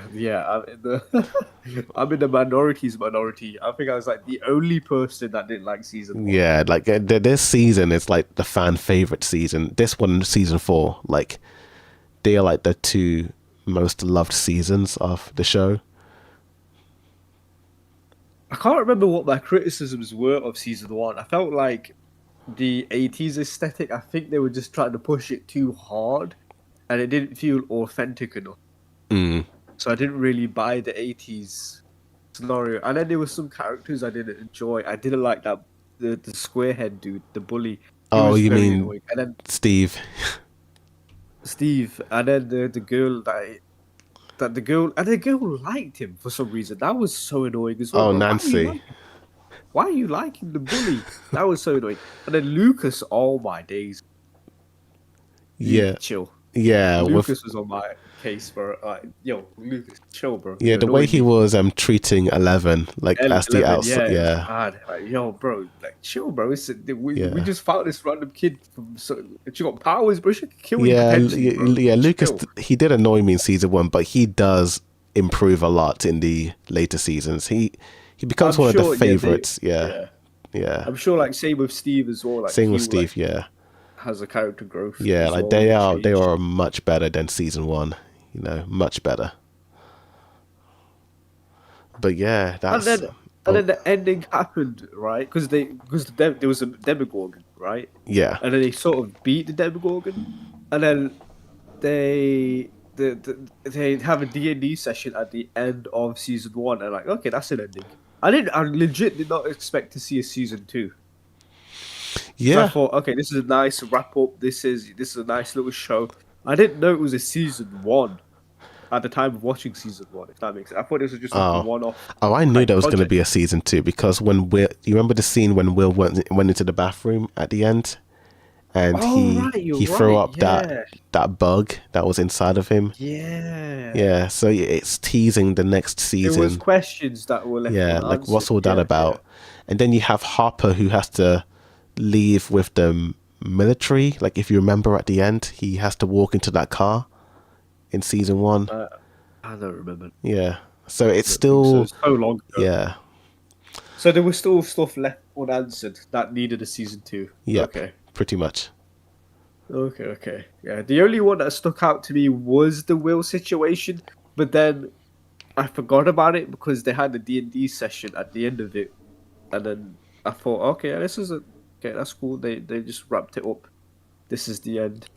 I don't like it as much as other people did, but that's cool. Yeah. But yeah, that's Stranger Things. There was the whole Yeah. after when the ending came out, there were a lot of people who were not happy with the ending, and they were theorizing that the Duffer Brothers were going to release a secret episode 9, like the true ending. Would they? No, it's just That'd be fan. actually It, no, crazy if they that did. that no, that was just fan speculations. It was like Okay. they basically denied all of that. It's just fan cope because Imagine if there is a show that is so beloved and then they troll their fans with not a fake final episode, but like a final episode that wasn't like received well, and then like psych, here is the true ending of this show. That would be sick. If anyone did that, that would be crazy. I mean, it kind of did happen with a particular anime, sort of. Oh, are you talking about? I think I know what you're talking about. It's Neon Genesis Evangelion. Neo Genesis. That's the one. Yeah, I was trying to Yeah, think of the because word. it ended. I had the theme song. I had the Yeah, theme song stuck in my head. yeah. That show But ended. Fans hated it, and then they went yeah, they back had the and movie. changed it. So, but yeah, but that's not. Yeah, so that's a good example, but that's not really what I'm looking for. Like they had it planned. They had this final episode planned, but it's hidden, and they gave a fake final episode, but it was, but it's not fake. Yeah, But yeah. it was just Fans are poorly just coping that they don't like certain aspects, but yeah, it is what it is. It is what it is. But yeah, that's Stranger Things. Moving on to another big topic that's been circulating for the past how many weeks now? Probably like 3 weeks now. It's the Avengers Doomsday leaks. Oh right, yeah. Okay, Avengers Doomsday. it has been a while because last time we spoke about this was Steve Rogers, right? But we didn't speak about the 4 teaser. We didn't speak about this recent one that came out was to do with the X-Men. And apparently the next one is to do with Doom himself. So Yeah. that's cool. So let's go back to the Steve one. So what did you think about the Steve one, which was the first one that came out? Yeah, this is cool. We get to see Steve again. Captain America is returning, but bro, like you're pushing Steve, not Steve, sorry, Sam Wilson down the rubbish bin. Like, come on, let's just focus on the characters we have now. Let's stop relying on the past. And he's got a kid as well. The kid, like, who's the kid? Is that kid? Is that kid Doom? What's going on here? Who is that? Who is that kid? Yeah. So I'm very mixed on it because it's cool to see Steve back, but it's like he had a really good ending in Endgame, so it's like Exactly. they are They kind of ruined undoing it, you know. Yeah. But I do understand why they are doing it, you know. But yeah, Because of like low viewership, right? They need to like this is also it's their sort of massive redo of the like superheroes, right? They want to yeah, recast them again if they can. So this pretty is much. their big massive reset point. Yeah, pretty much. that's kind of the vibe it's given, from these trailers. Do you want to respond to that guy in chat? Sorry. Oh, God, I haven't even seen the chat in a while. I've been so focused on the topics. We do read a chat. The issue is you guys talk about stuff that we've already spoken about. Yeah, That's the only. yeah. Free That's Ran season 2. I haven't seen season 1 yet. AOT News, we talked about that. One Punch Man, we talked about that. Lazarus, I've seen the first half, didn't finish it. But yeah, it's pretty much the same things, But yeah, it's pretty much 3 or 4 people in the chat just talking. Cool. What next? Yeah, so Doomsday. Yeah, so Steve Rogers' trailer was a bit in my opinion. I was like, okay, it is fine. But then 4 came along and blew me away. What did you think about this one? it. Did. I like this one. It's like, I didn't yes. feel anything. I just like okay, seeing Four's Four's haircut is here. It's like, wow, he's here. He's praying to the All Father. Yeah, I wouldn't say it blew me away. I just thought it was pretty cool to see 4. In comparison to the Steve trailer, it's a lot better. And I do like how he has his Infinity War haircut. That's like the best version of 4, in my opinion. For me, what I got out of it was like, okay, cool, 4's coming back. Because 4 never had an ending. 4 didn't go away. Like, 4 didn't have like that Captain America farewell, No. So 4 was always. So it's weird that they're singling out 4. Is 4 dying in Doomsday? Well, why? Why out of every character? Is it because he's the last standing of the old Avengers or something? But that's not true because Hawkeye still exists. I think he's the last And the one. Hulk, Yeah, and the Hulk still exists. So it's just very confusing why we got a 4 teaser. It's so confusing. I mean, Hawkeye, he's still an Avenger, but it's just Hawkeye, Yeah, it's Hawk. Yeah, it's just Hawkeye. And then Hulk, he's owned by Universal. He's not even a Disney character, so they're just borrowing him, Oh, okay.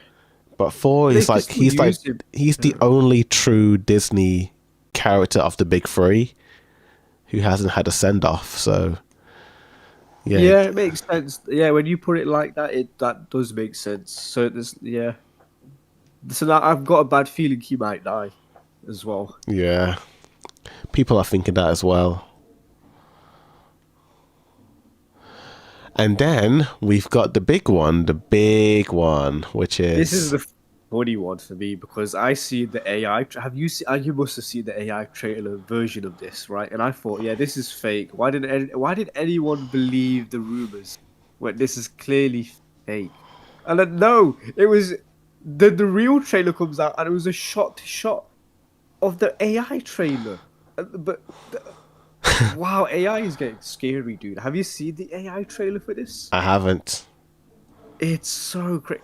So basically, what happened was that somebody has seen. There was rumors of this trailer happening, right? So somebody recreated it with an AI trailer, and it's shot to shot like this. And then, like, bro, why is everyone getting hyped for this? Looks so fake. Why is everyone watching? Like, this is clearly fake. And then a week later, the real trailer drops, and it's exactly the same, but with the real people. Insane. Insanity. Is it this one? No. Okay. Oh, I don't think so. Yeah, wait, is it this one? No, it's not this one. No.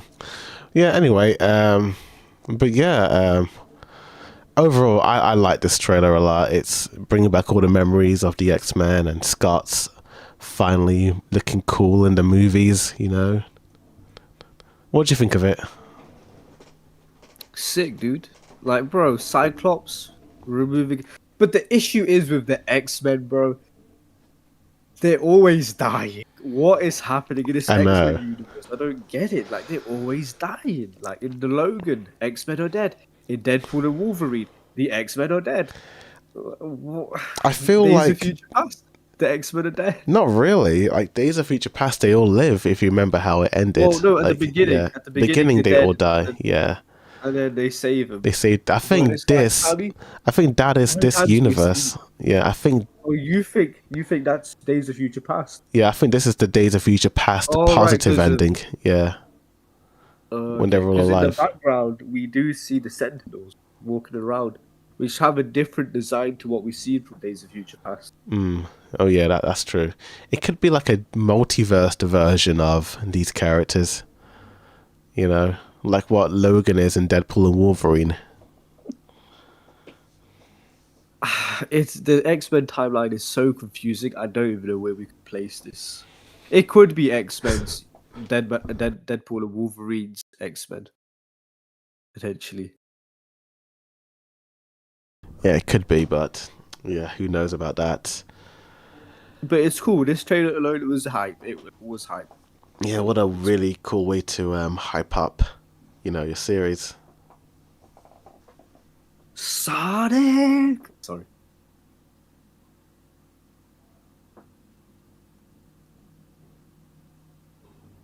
Hello, Dulage7. Sorry.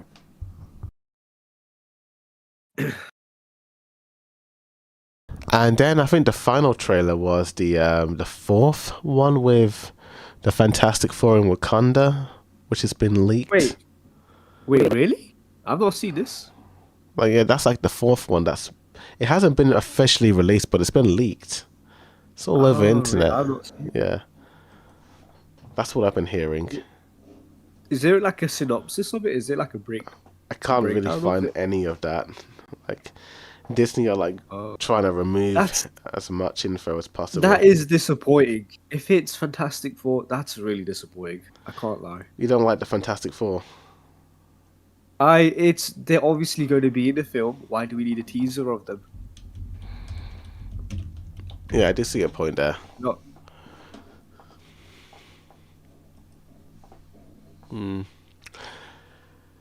Yeah, I don't know how many more trailers are going to be after this one.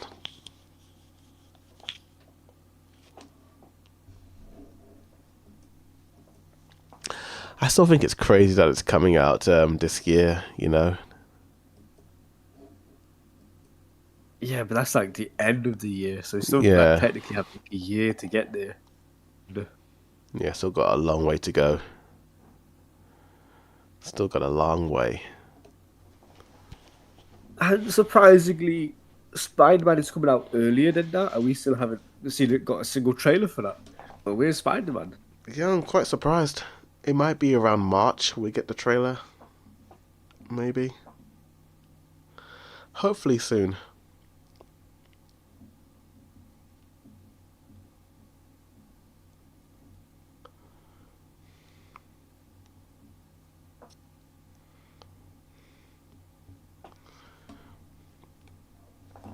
But yeah, that's the Doomsday stuff. Looking forward to all of that. It's a lot of good films coming out this year, isn't there? There's tons. The most hyped I am for a film is June 3.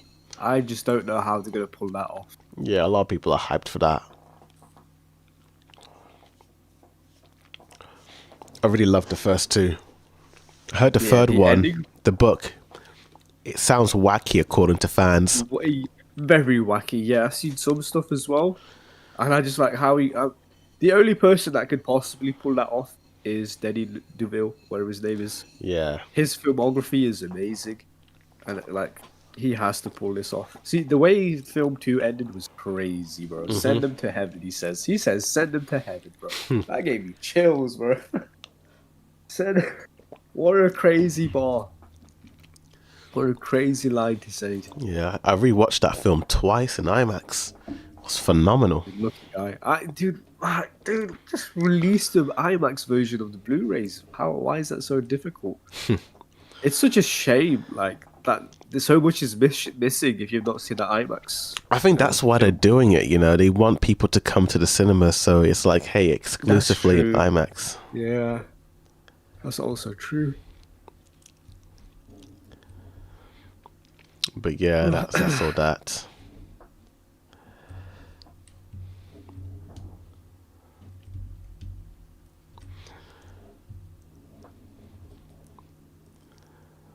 But yeah, look, it's gonna be a cool year. I know there's also a Toy Story 5 coming out, isn't there? Oh, I've seen. Yeah, people are angry, and rightfully so, angry about Toy Story 5. Because why the hell is that cowboy still there? Why is he I don't still there? get that. I don't get that. Yeah, it's weird because didn't he leave? Exactly, he left. Are they just like retconning everything now? Yeah,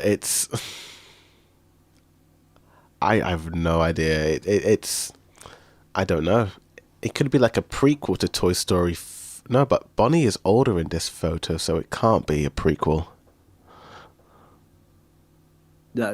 If it's a prequel, that's very dope.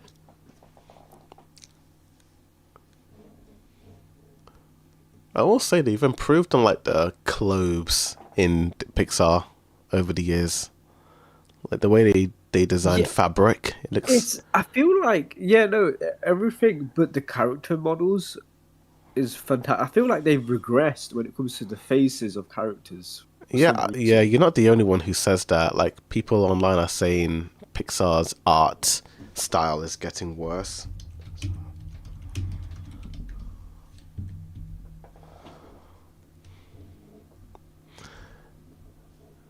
Yeah, I think it's like the mouths, like you got some people online talking about how The it looks, bean mouth, the bean mouths. I call it the Steven Universe mouth the Steven Universe mouth. because it's Nah, that's literally crazy. that. It's literally that. But yeah, when you like compare like a lot of the older Pixar movie designs to the newer one, yeah, it's very samey. But I just feel Yeah, like that's just the modern art style, like each generation has like a different art style, you know. And also, I think a lot of people are just like, they don't. This might be controversial to say, but I think people can't seem to let go at the fact that they are now the new adults and they are not the kids and teens who it's not the are market growing audience up. no more. Yeah, that hurts. That Yeah. dude, it I've, stings because I am one of those people when it comes to a certain franchise, and that franchise is Pokemon. Because yeah. like clearly, it's not for me no more. Yeah. Like clearly, I'm way at a certain point when Pokemon began, I was that demographic. Clearly now I'm not. And I feel like it just became even worse than what it was when I was a kid. I feel like they've just like turned up the baby button, the baby Yeah. volume way too much, and it just looks awful now. And like some of the Pokemon character designs, Pokemon designs themselves just look awful. But again, it's not for me no more. Hmm. I've moved on, so Yeah. there's no point in me complaining. Yeah. And some of the games that have been made up, it's crap. Yeah, I just think the kid, like, you gotta think, dude, the kids who are growing up with this will be their thing, and they're gonna be 20-year-olds in 10 years' time, being like, Yeah, feeling nostalgia over this Pokemon era, and then it's kind of like that with a lot of things, if I'm gonna be honest. There's like a lot of things that people like. Look at the Star Wars prequels. People hated those.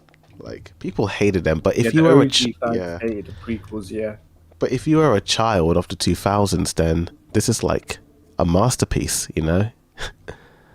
Okay, because as a kid I did watch Phantom Menace and I thought Phantom Menace was boring. To be fair, and I think that's a universal agreement that Phantom Menace is boring.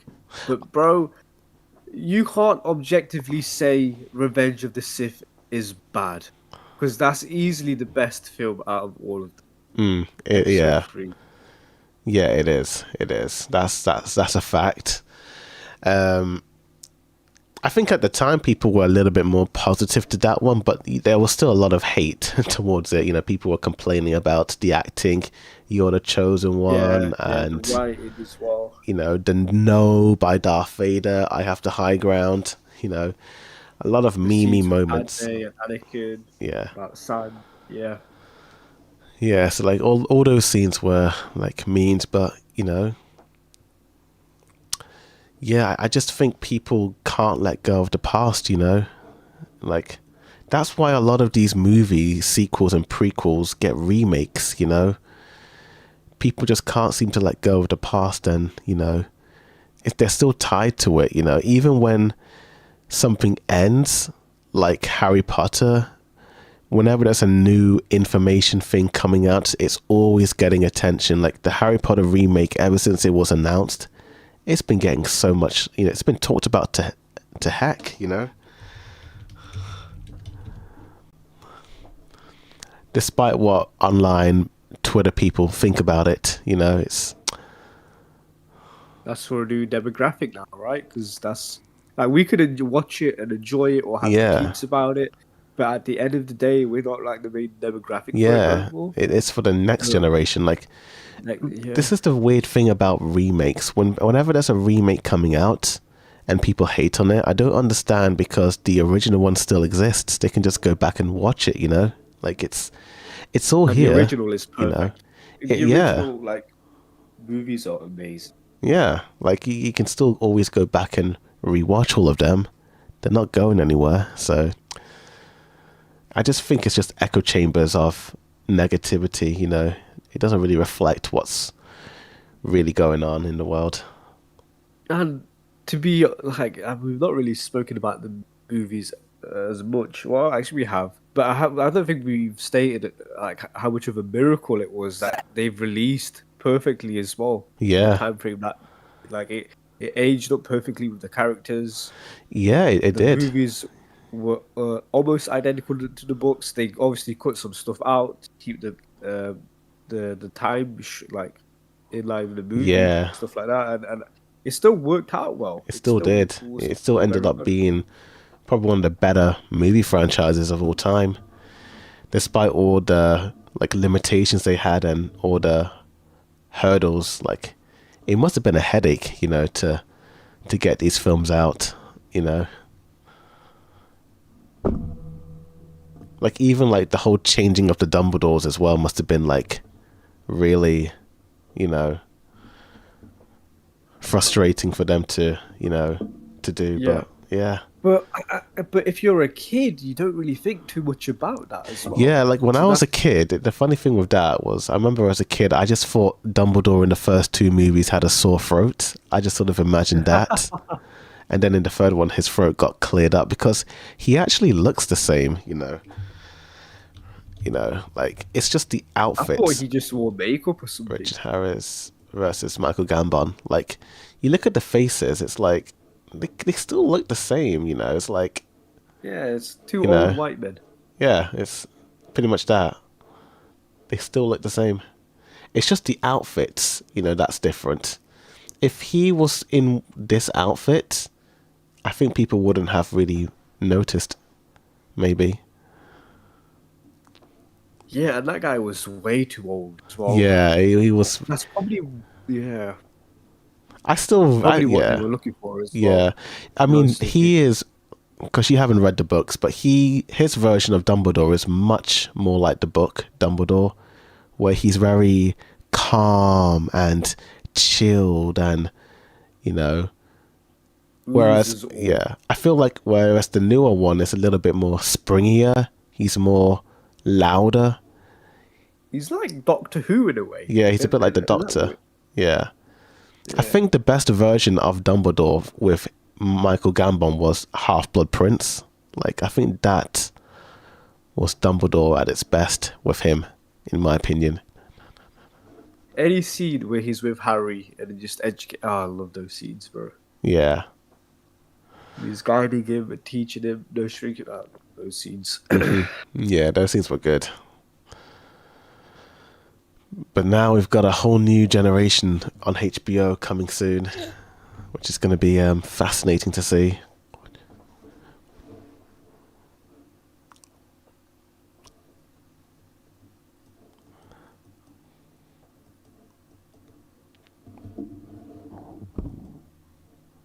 I will say this one thing to like bring it back to Pokemon, right? When it comes to like the specific designs. The OG designs like back in the 90s, they were very sleek and it's very I guess edgy. But when you compare it to like the Pokemon designs now, it's just very soft and very like clearly for do a type in You mean something like Pokemon this? designs now Yeah, it's then and like it's now, kind of something like this, that. you know. Yeah, Yeah, it's like, dude, what are we doing? yeah. Like a lot of it's not just Pokemon, but a lot of animated shows after 2000s had this very like interesting look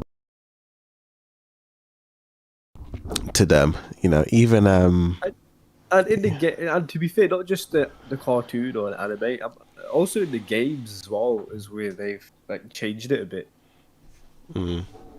Like, oh dear. yeah, yeah. I know with Ben 10, that was a big thing. That was a big problem with me for Ben 10. You know, growing up, I didn't like the art style change. You know,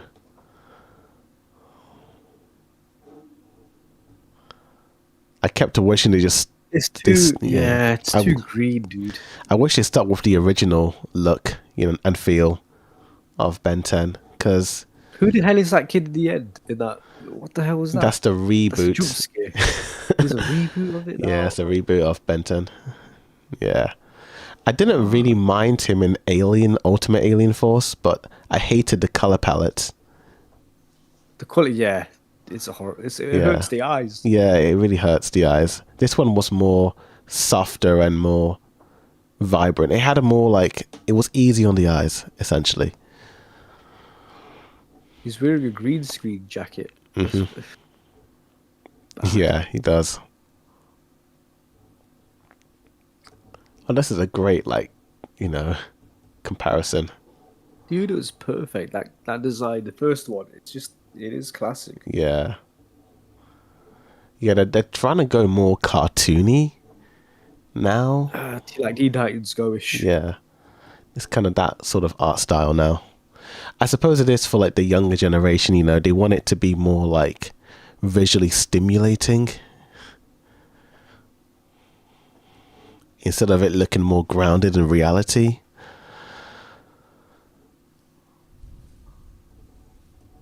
And then his eyes are like, why did he change his eyes to green? Yeah, In it's that mental weird. omniverse thing. It's just stupid. He's morphing more into an alien in this newer one with the way his eyes look. But yeah, like art style change. I don't really like it when shows do that, you know, when they change their art styles, Do you you know. know if it's worked out well? Does Ben 10 have like a huge following now as it did back then with those classic designs? Is this new art style working? Like what is the data on this? So Do you Ben know? 10, like this final one you're seeing, I think it ended a while ago. Ben 10 reboot. Yeah, so this new one that you see came out in 2016, and I think it ended in 2021. So right now there isn't any Ben 10 ongoing thing, you know. So So it was basically, successful. yeah, it was. So basically, all four of these bands that's set in the same universe, and then this one's a hard reboot, you know. Okay. So that's why I hated watching this version, which is Omniverse, because it continued the story, but they changed the art style, and it's like, what? You know? So wait. So the Ben 10 Omniverse just carried on Yeah, childhood Ben's storyline? yeah. So it, you know, it continued. So this image you see, yeah, where you see Child. So Child goes into this one, he goes into this one, and these three are like in the same universe. So this is meant to be in the future for Ben. Like that's Ben, like 1 year after this version of Ben. But But he looks younger than that version. yeah, like that's the problem.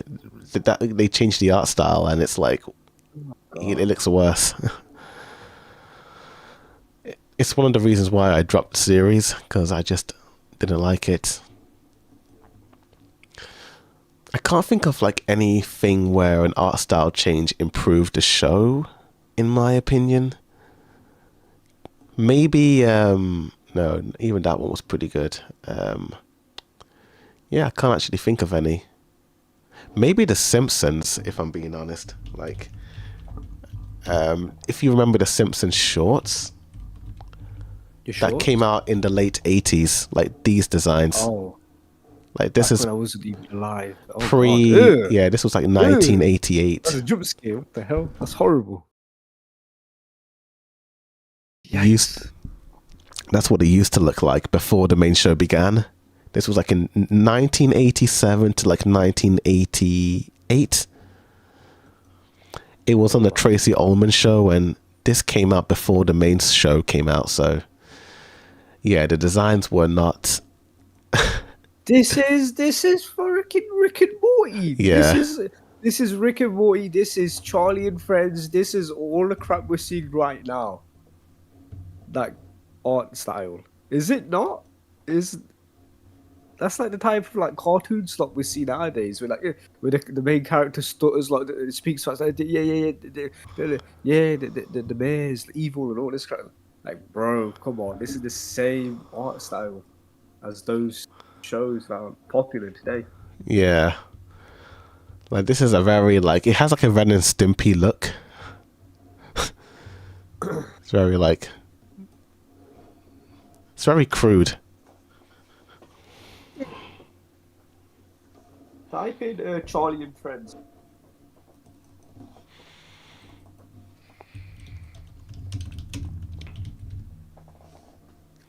Wait, is that the show? No, it's not.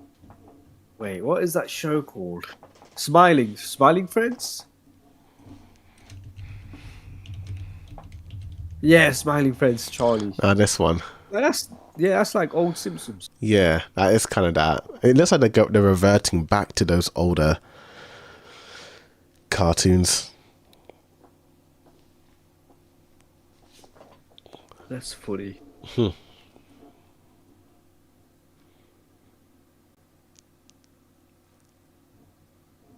Yeah.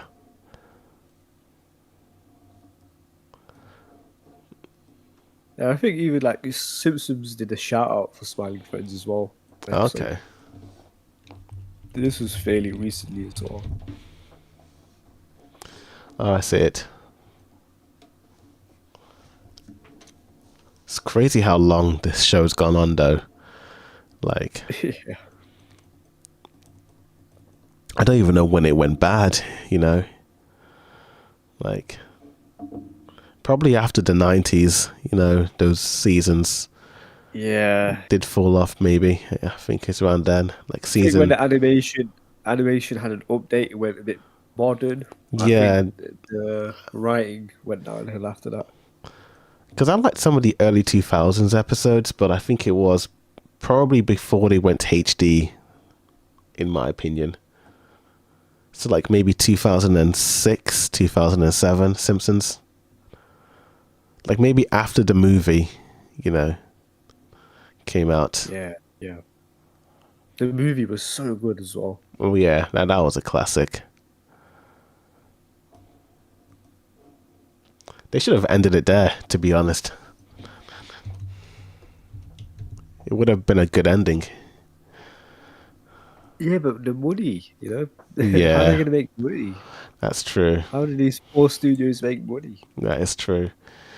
That's why sequels keep happening, you know, because people turn out. There was continue. news for the Batman Part 2. Have you heard of this? Oh yeah, Bucky Barnes is going to be in it. Bucky Barnes is playing as Harvey Dent. Wow. That's interesting. Yeah. I think he fits the role.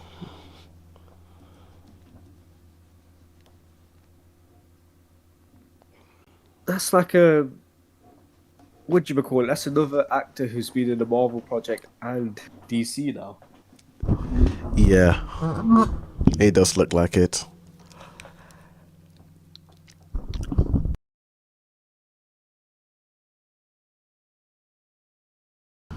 I'm gonna be honest. Apart from Batman, I'm so out of the loop with DC. Yeah, I did because that Supergirl trailer came out, right? Yeah, I don't think we were yeah, I didn't interested in really it as. like it. Even the Peacemaker show looks a bit to me.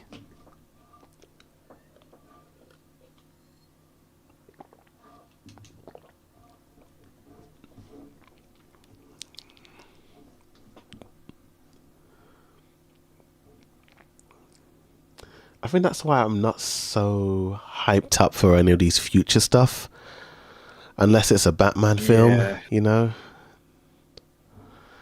a Batman or a Joker. I'm not really that interested, you know. I never really liked the DC characters as much as the Marvel characters.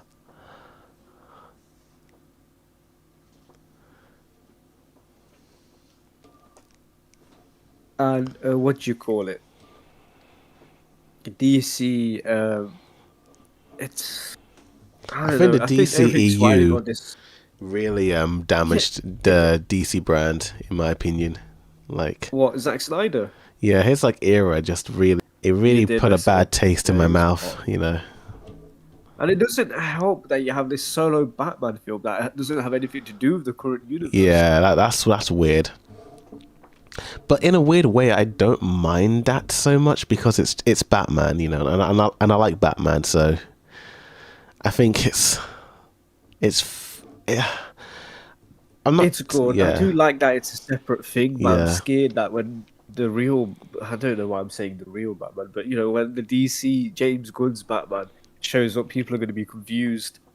yeah they're gonna So be that's very the only thing confused. I'm slightly worried about. I think they're gonna wait until Matt Reeves' Batman ends the trilogy, and then they're gonna do Batman. I think that's my And they have prediction. to ease on the comedy. I think there's too much comedy as well Yeah, yeah. inside That's DC's. for me. That's the one thing that ruined the MCU for me was the comedy. Yeah, the Marvel writing, right? I can't stand it. I really don't like it. It's so annoying, you know. It And the is, jokes yeah. aren't even funny, you know. It's kind of cringe. Language, language. It's very Yeah, cringe. okay.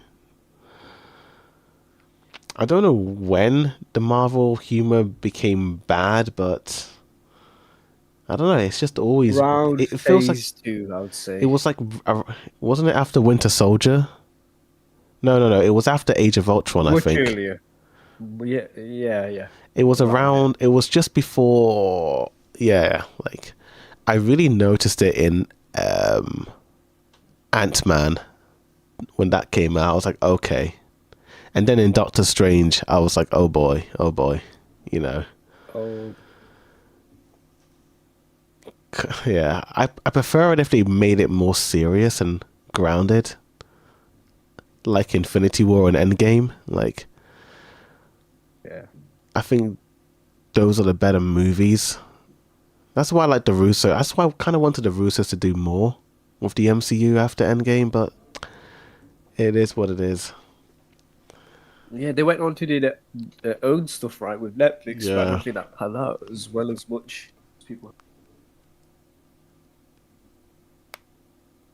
But dude, I'm hyped. I'm excited to see where the future of Marvel will be. Like they have the X-Men now, Oh yeah. and to be honest with you, there wasn't that bad jokey stuff in Fantastic Four because No. Fantastic Four was like its own unique thing. Yeah. So it gives me hope for X-Men. I do hope. Yeah, I hope they keep that consistency. You know.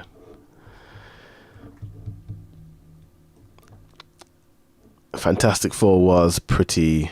It was pretty good actually. I think it was probably my favorite of the superhero films of 2025.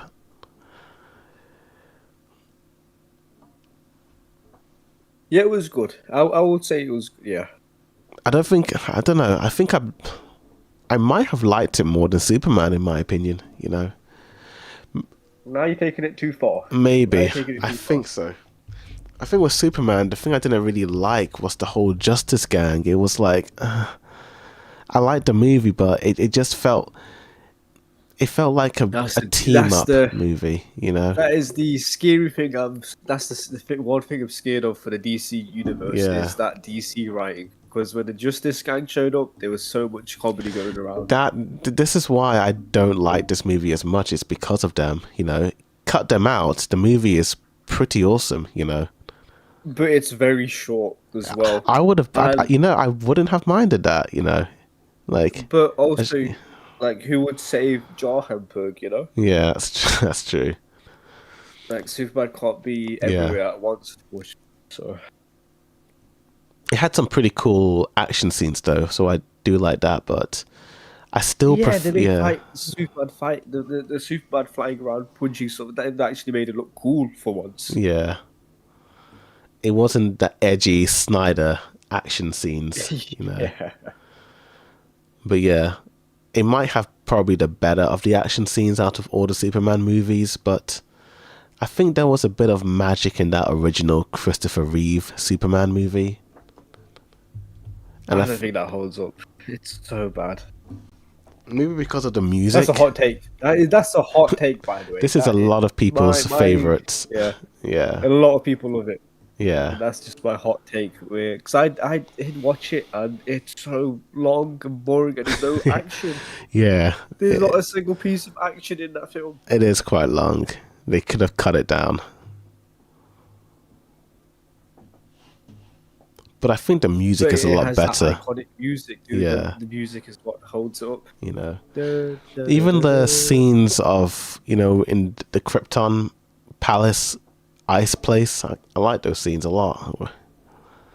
So that was pretty cool. Dude, he just fits Superman so well. Look at him, Yeah. dude. So good.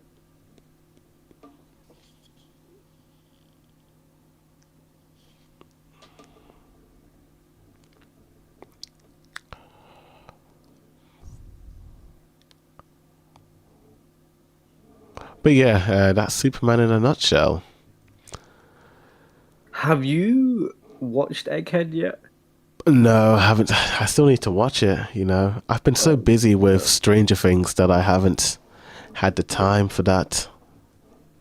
Okay. I will watch it soon. I will try and catch up Okay. with that. Like, Elbath starts in April, but Yeah. I think also the volume for the start of Elbath is out in April as well, and I am absolutely purchasing that volume for Elbath. I don't want to do a comparison between the start of Elbath and what's happening in the manga.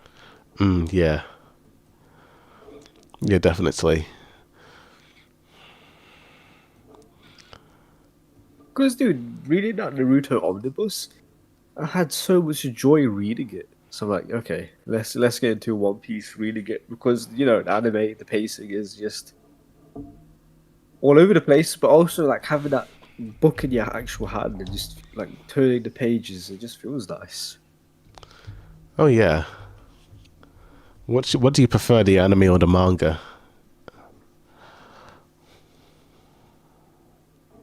If the anime is done well, I would say anime.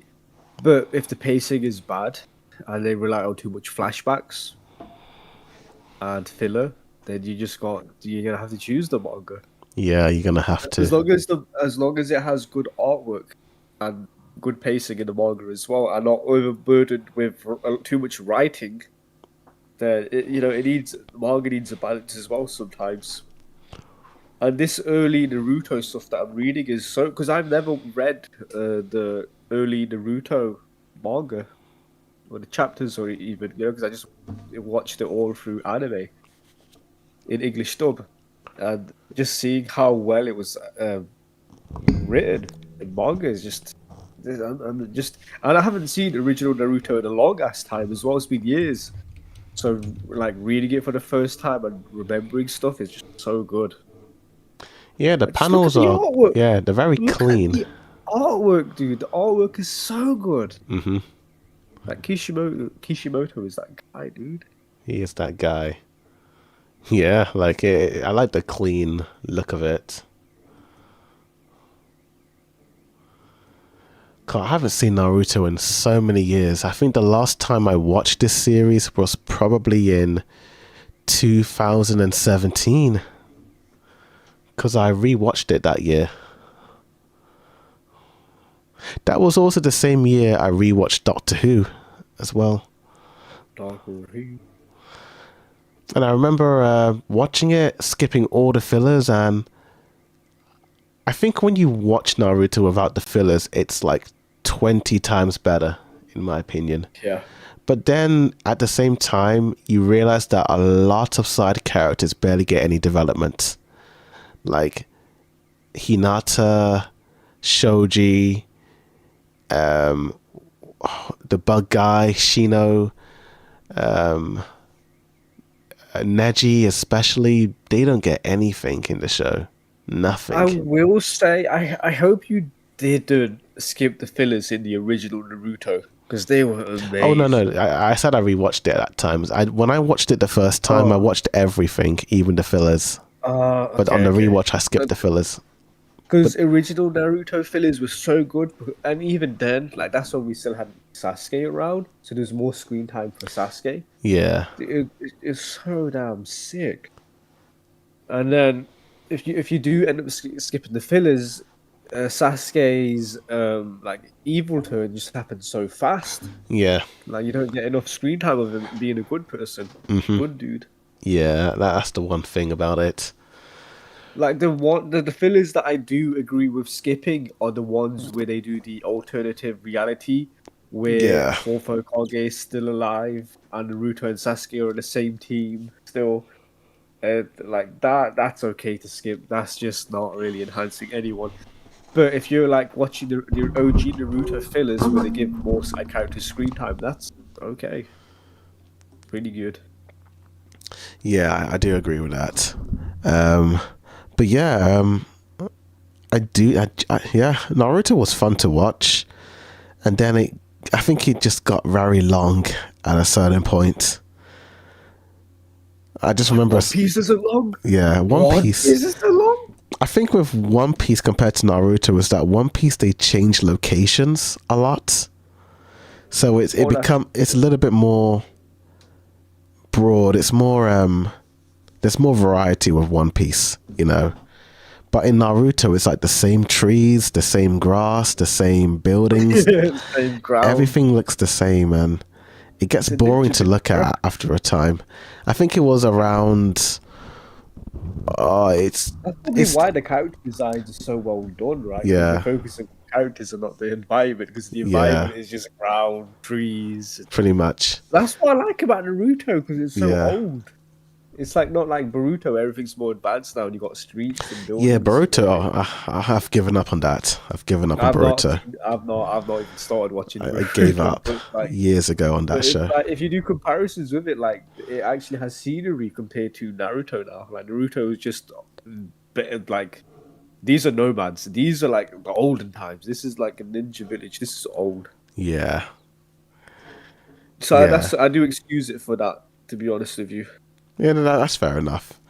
I suppose with One Piece, it's like they just travel all over the world, and it's different looking locations. And I think with One Piece, I think I prefer the side characters more in One Oh Piece than hell no! Naruto.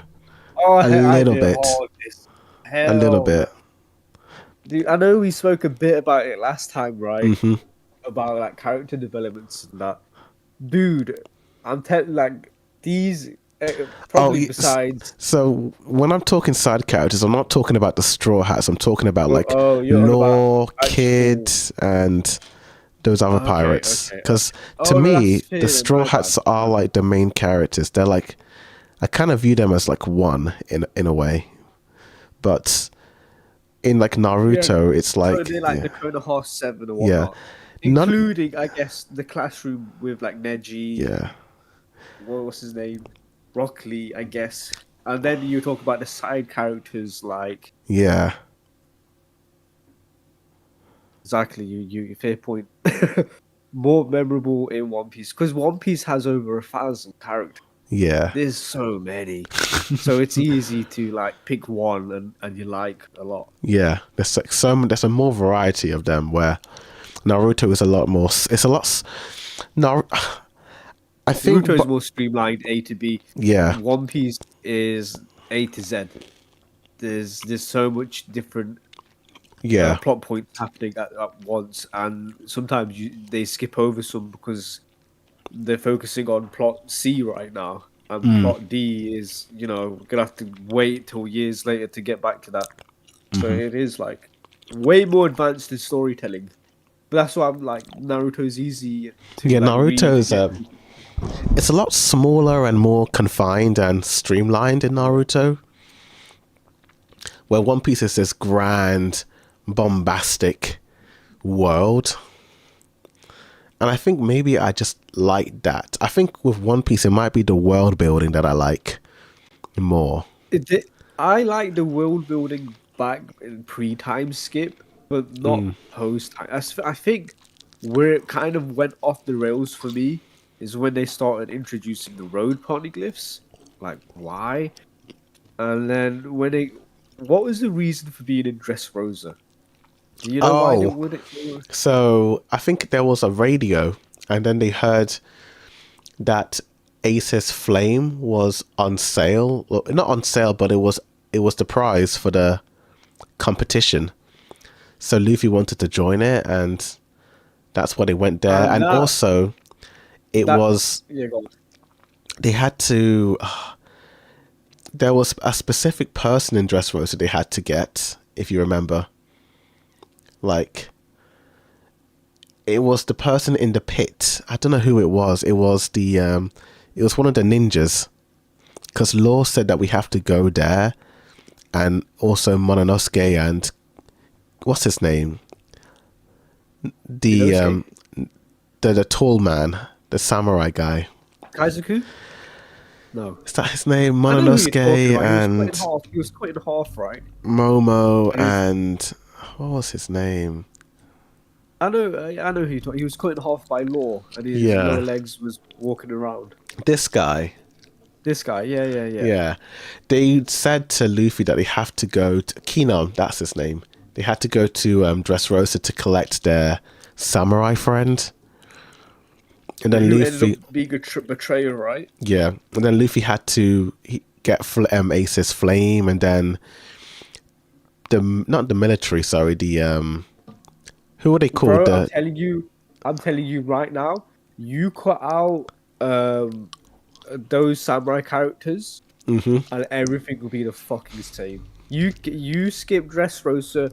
You don't even mention Ace's devil fruit because Sabo's eventually going to be there to reclaim it anyway.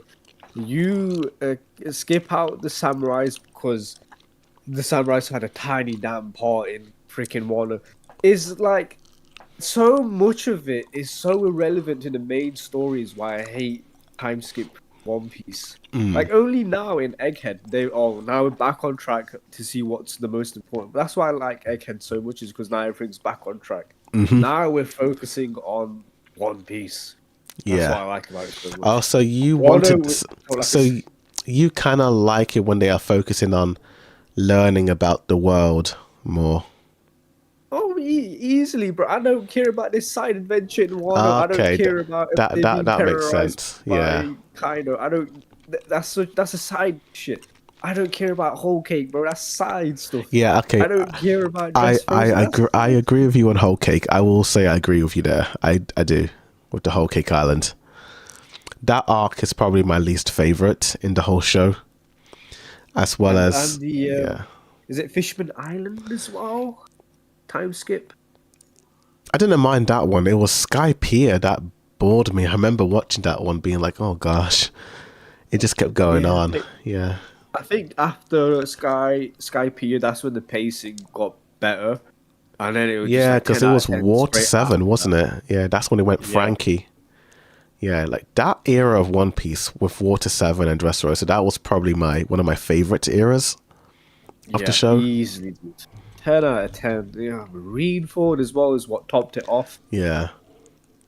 And then we got a flashback of Sabo, Ace, and Luffy. Annoyingly, I will say I don't think Luffy has learned anything in his journey. In And I'm terms going of to be real when character. I say that. I don't think.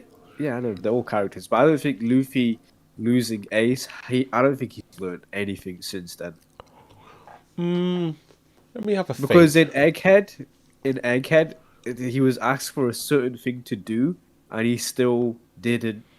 I don't want to spoil it, Yeah, but I it haven't just seen it. Luffy does something so specific in Egghead that really annoyed me because you've learned nothing. But then by the end of Egghead, it's so annoying. Like, Yeah, you need to watch I need to watch Egghead. it. I have to watch it. You Yeah, need to, I will watch it. because Luffy does acknowledge the mistake he made at the end of Egghead. But I'm like, bro, you're gonna. I know for a fact you're gonna keep making these same mistakes. You're gonna keep doing it. There was a moment in, I think it was not Fishman Island, the arc after that one. I think it was Punk Hazard, Punk where Hazard was a. Oh yeah, that's a Zoro hard. basically was berating Luffy to be serious, but Luffy was like, I think the whole, because I think he lost It's not to, not. So that's not my issue with him. I like how he is as a character. yeah, I think that's fine how he is. But it's oh god, I don't want to spoil it though. yeah, yeah. I see what you Because mean. what I love about Luffy is his silliness. I like that, but it's Okay, like yeah, I can't go into spoilers. okay, fair enough. I'll have to wait there. If you watch Egghead, I will definitely bring up this plot point. Yeah, Don't I worry, will 'cause watch Egghead. it's my only issue with Luffy. It's the only Okay, issue, and I think a lot of people have a similar issue with him. okay, fair enough. I'll wait. But yeah, I mean, again, I think me liking One Piece more might be recency bias, if I'm being honest. Because again, I haven't seen Naruto in many years, so Nice. if I was to Yeah. rewatch it, maybe I would like it more. But yeah, I think the thing that I'm watching now and it's current tends to be the things that I like more. But yeah, I mean, That's fair with everything yeah, as well.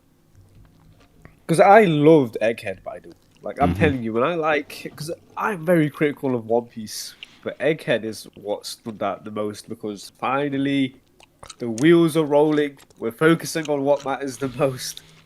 This is why I like One Piece. This is what got me into the show to begin with. So I'm very excited for you to see it, and so we can have a discussion about that as well. yeah, I will do. Will do. And then apparently Elbath just gets crazier and crazier. So I'll wait for that. And I don't know anything about Elbath.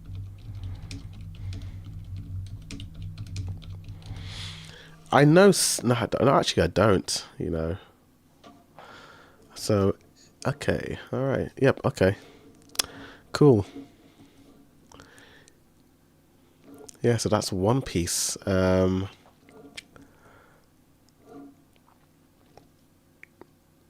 I think earlier on we were talking about endings, like Stranger Things ending, you know, Oh, and all yeah. that. Um,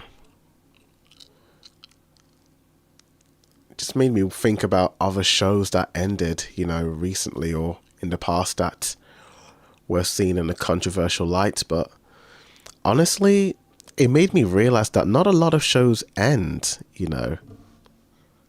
Not really. And when they do end, it's against their own will Yeah, pretty because it much. ends poorly because the ending hasn't been thought out yet. Like, if we're talking live action TV shows, I can't think of any live action TV show that has actually ended. Because I thought Like Walking the Dead, Walking Dead, I thought the Walking Dead was Walking going to Dead, end.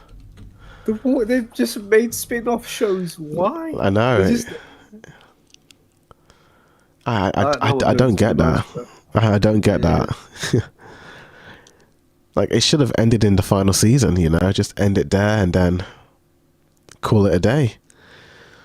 I just don't get all these spin-offs, you know? It's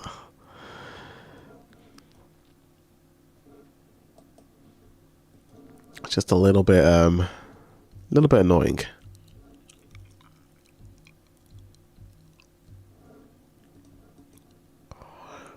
But not just Walking Dead. I just can't think of any show that has ended. So that's why I think Stranger Things ending is quite amazing. It's like, whoa, a long time running series that is popular is ending. Because they could easily That's the have. one thing. Yeah, that's Yeah, the one thing I give Netflix credit for, because they don't seem to be pressuring TV shows to extend it, right? yeah. Whereas these other big studios, like, no, we need more. We're gonna give you this much money to make another season. Yeah. But Netflix seems more relaxed. Like, yeah, listen, if you want to end it here, that's fine. And I like how they were able to wrap up the story in only 5 seasons as well, which is that's pretty good. It's 5 seasons. Yeah, That's enough time. and they're not constrained by how long each episode has to be. So Yeah, there's that positive as they have well. that So freedom. yeah, a lot of freedom. But I feel like I've seen more anime endings than like live action TV show endings. There was a TV show I was going to watch, Pluribus. Same like Vince Gilligan, same creator of Breaking Bad. He made Pluribus, whatever it's called, and that ended recently. And I was gonna watch that, and yeah, that would be the only live action TV show I would have watched, to be honest with you. But if you want to talk about good endings, I think Full Metal Alchemist had a good ending, but I don't remember it. I haven't seen that show in so many years, so I barely even remember the show. I barely remember. I it. That was remember sad. the armor guy was the brother, and Yeah. there was a guy who had a gun, and then there was a lady who was his subordinate, and then Winry was a character. I remember her. And then there was a little boy who was the villain in the end. What was going on with that? Yeah, I don't know. Yeah, and then there was I'll that. need to rewatch it again. There was that It was good, one though. character who turned into like a slug or something like that because he was very Oh, God, I hated him. he was I very hated angry. that Yeah, dude, I remember bro. He's him. the seven deadly sins. He's like one Yeah, of the seven deadly sins. Oh God, I hated him. I barely remember this show. It looks like Vinland Saga, the way it No, it looks. doesn't. No, No. this character. Like look at him. Oh, right. Yeah. Look at him, and then you look at Vinland Saga episode 1. Don't they look the same? Yeah, if you like squint a little, yeah. It kind of, yeah, If you give it a little yeah, squint, I see it. yeah. I kind of see it. Like just yeah, a little bit. But yeah, I It's don't okay. remember anything from this show. Like nothing.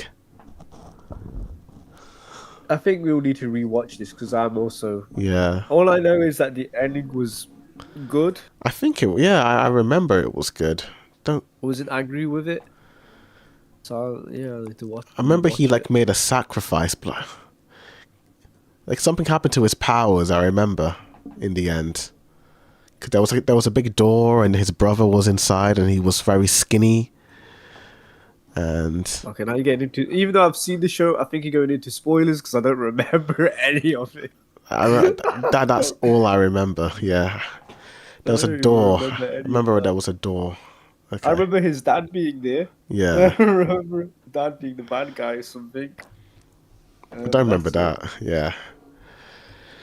And then there was a Code Geass, which is another show that ended, but I barely remember it. It was Lelouch. He was a high Do you schooler. do you remember the Code Geass table scene? Yeah, that controversial moment. Yeah, everyone I does. remember watching Code Geass for the first time, and I didn't think of anything of that table. I'm like, yeah, that's it. Just I didn't know what was happening. Probably because I was too young to understand what was happening, and I didn't think much of it. Years later, I rewatched Code Geass again, and I was shocked. I was so shocked. Like, how is this in the fucking anime? I was just, yo, what we doing? And I was gonna rewatch this show with my sister. Like, dude, Yeah, what don't the do hell? that. Yeah. What the hell? You're To be fair, crazy. even without that scene, this show is very risque. It has so many fan servicey moments. You know, Yeah, when it gets like specifically season 2, it goes downhill. if you're a They just female go. character, then it's like, good luck. Yeah, it's like One Piece. Females in One Piece. Yeah, Just that's another thing I'm very mixed on One Piece as well. Like the way Oda they all draws look the the same. female characters, Yeah. even Toei. That's why I like Naruto. Like I will give Naruto that. It's the way the female characters are drawn. They look more like Yeah. real people than these fantasy objects. Yeah, sex objects.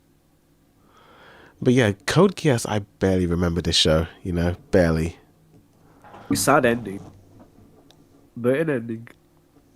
Tevia said that he saw the movie in the cinemas, and yeah, I don't even know there was a film. You saw one movie of Code Geass. What movie was it?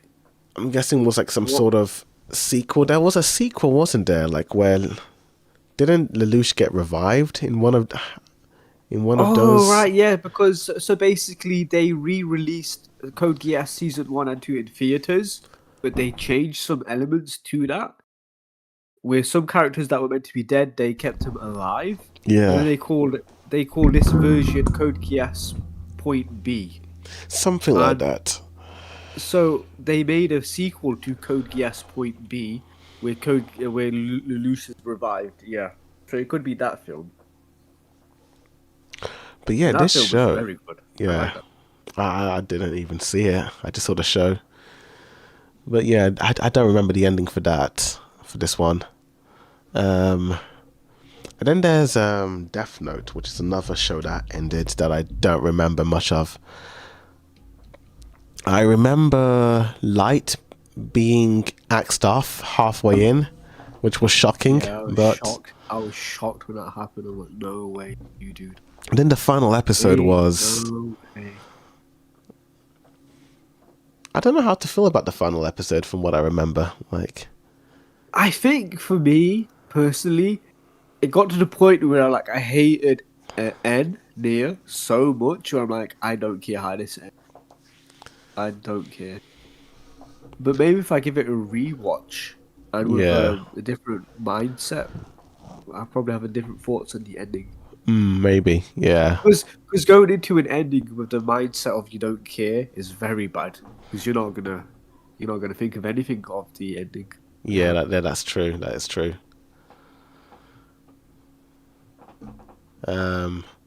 But yeah, those are like the anime endings that I remember watching. And then, of course, there's the big one, which is Naruto, but quote unquote ending, because there's like multiple endings. You can either watch the anime ending or the manga ending, or you can watch the last Naruto movie as an ending, or the How does Boruto movie. How does the Naruto ending end? Was it the wedding? Which one are you talking about, the manga or the anime? Shippuden. Naruto Shippuden end. Oh, so How does the ending Shippuden end? ends with episode 500. 700? Oh, 500. Oh, five. Oh, Yeah. okay. Oh, the wedding. Yeah. And it's the wedding. That's how it ends. Okay. I don't know how to feel about it. I think I preferred the way the manga did it, where it was that time skip and then Naruto walks into the meeting and then he's the Hokage. It's kind of like, okay, that's all we need to see, I've not. So after the Naruto and Sasuke fight, that's where I stopped watching Shippuden because then they went on this long filler of like the adult Yeah. kids, right? I think I am gonna go back and watch that. To be honest with you, Oh, the Sasuke like shows that's and included. That's included. that's with it, yeah, yeah. that's after it. I watched that. That was years ago. That was ages ago. From what I remember, I don't remember being that invested in it Because because it's filler, yeah, right? it's sort of just it's not really filler. It's they're adapting novels. oh novels. Yeah, Really? it's like one of Kishimoto's novels. I heard from. Oh, I had no idea. That's what I heard from. Some of the episodes are filler, but yeah, it's kind of like that. And then there's the Shikamaru like episodes, which were, from what I remember, kind of boring. But again, this was years ago, so I might need to rewatch them. Yeah. But yeah, then I just don't know how to feel about it, you know? I did. So I'll just go based on the manga ending because that's what I do remember watching or reading. Yeah. Sorry. So the fight happens. He becomes Hokage, and then kind of a twist, but you kind of expect it as well. He has a kid, two kids, Yeah. and one of his, and then you see the next generation of Naruto. And then like the kids, that was pretty cool. That was sick. Yeah. But the annoying thing is that the kid is repeating the same things that Naruto did, and he's Yeah. paying the Hokages. Like, that's the one thing that irked me a little. But it was a nice little touch where he Yeah. drew the Jelly Roger from One Yeah. Piece. The, That was yeah, that was cool. That was cool. I like that. cool. Yeah.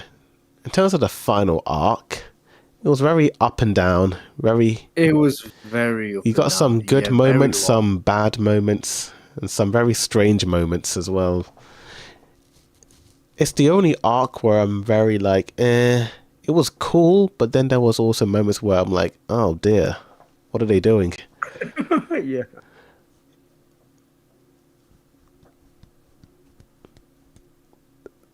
But yeah, it was.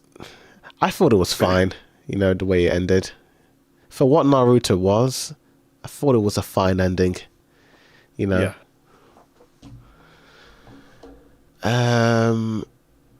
But yeah, I think those are like all the anime endings from the Did past. you read Bleach, the Oh yeah, manga? no, I'm an anime only for Oh, that. okay. So you don't know about the ending at all then? I know who ends up with who, you know. I don't know anything. I don't know I know anything like the about Bleach at ships, all. but Bleach is an interesting show, you know. Like, I think I recommend it. You know, if out of the, you know, it's a big free show, so you gotta see it. I do want to watch this. Do not worry. Yeah. I will start watching. But I don't know how it ends. But I know the manga readers were not happy when it ended, and I kinda, sort of see what they're talking about in like the most recent season. I'm like, oh, is this what you're talking about? It's not a big Oh, deal. It's like one aspect about, because there's like a whole bullet sheet of things that the manga readers disliked, and I think I know what one of those bullet points are. Essentially, yeah. But the anime could change that, so we don't know. They could go into a different direction, so who knows? I don't think it will. No, they're going to be faithful to the manga. Yep, yep. Oh, talking about faithful to the manga, I did see a thing with Naruto, and I think this is also applies to One Piece as well, where the studios who animate the shows have certain character favorites and characters that they dislike. And for Naruto, they clearly dislike Sakura because they keep painting her in a bad light. Yep, I noticed that So, as did you well. see this as well? Yep, it's all over TikTok. And then the same thing with One Piece, it's Sanji. He doesn't get the same screen time as Zoro, Yeah, even though they equal in the manga. yeah, it's like Studio Period hates Sakura. Yeah, Yeah, I was shocked when I saw this. I'm like, wait, what? Sakura's a good person? yeah. It actually explains a lot. You know, yeah, she's not actually that bad. You know, she's just an. I Yeah. think the reason why people hate Sakura, if I'm being real, Is it because she likes Sasuke? no, it's not that. It's I saw this comment actually on a video years ago, but I think the reason why people don't like Sakura is because they remind her of actual real girls in the real world who act like this. You know, I mean, Sakura isn't that much different to any other girl in the real world, so Wait, You know, sorry, like, what was the point? What was the so the comment was what was saying the reason why people don't like Sakura is because they remind them of girls they went to high school with who acted what? like Oh, that's that, crazy. you know. So it's more of like a projection. They are like, it feels like they are projecting their insecurities onto this character because they remind them of like the hot girl that probably ignored them when they were in school. Yeah. And the way Naruto gets like punched by Sakura all the time, every time he's nice to her, it's, I think people project their personalities onto Naruto, and then they're like, how dare this girl, you know, make To fun be of my fair, Naruto. that's like a gag as well, like a Yeah, female character yeah, punching him. Well, that's that's what a I said as gag. well. Yeah, it's a gag. It's never serious because Sakura's always like Naruto's number one supporter. You know, like, Yeah. you know, during the tuning exam, she was always cheering She for him. kept his You heart know, beating, dude. She kept his heart beating yeah, when the Nine Tails was extracted. yeah, even She opened up his chest and yeah, grabbed that heart and started squeezing it, dude. Crazy. even That's a crazy character development I from know. Sokka. I would never thought episode 1 would be doing something like that, like episode 300 and something. Like Yeah, crazy. this is like another thing I wanted to talk about was out of all the characters in the series, the only characters that actually change are Sakura, Garu, and possibly Kakashi, in my opinion, And Sasuke. and Sasuke as well. Sasuke changes multiple times. Yeah, He's like, I want to kill my brother, or I want to destroy the leaf, or I don't want to destroy the leaf. I want to make a revolution. Like he's always constantly changing. But yeah, I think it's I only feel those like four characters. Sakura, in terms of like the real, like I would say just Sakura and Garu, in my opinion, because even Sasuke, even though he changes, his personality is still the same. He's still this moody emo teen. Oh yeah, Whereas moody Sakura was emoji. Yeah. kind of this like mean girl in the early episodes, but then she became open-minded to other people, like even Rock Lee. Like, you know, she was quite grossed out by Oh him in the early episodes, but then she started to be yeah, nicer to him. sympathetic to him. Yeah. Yeah, And and the reason why is always because of Sasuke, because the way Sasuke treated her, yep, it's pretty much and then that. she reflects on it, like, oh wow, that's hmm deep. I think that's one of my biggest issues with shonen anime is the lack of characters changing. It was one of my issues with My Hero Academia, actually, because I feel like Bakugo is the only hero in UA who actually Oh gets yeah, you're character right. growth. Like Deku, he's still Deku, Yeah. you know, he's still the kid who wants to get stronger and look up to All Might, you know, even in the end. But Bakugo is like a villain in the first episodes. You know, he tells Deku to end his life, to jump out of the window in episode 1, you know. So,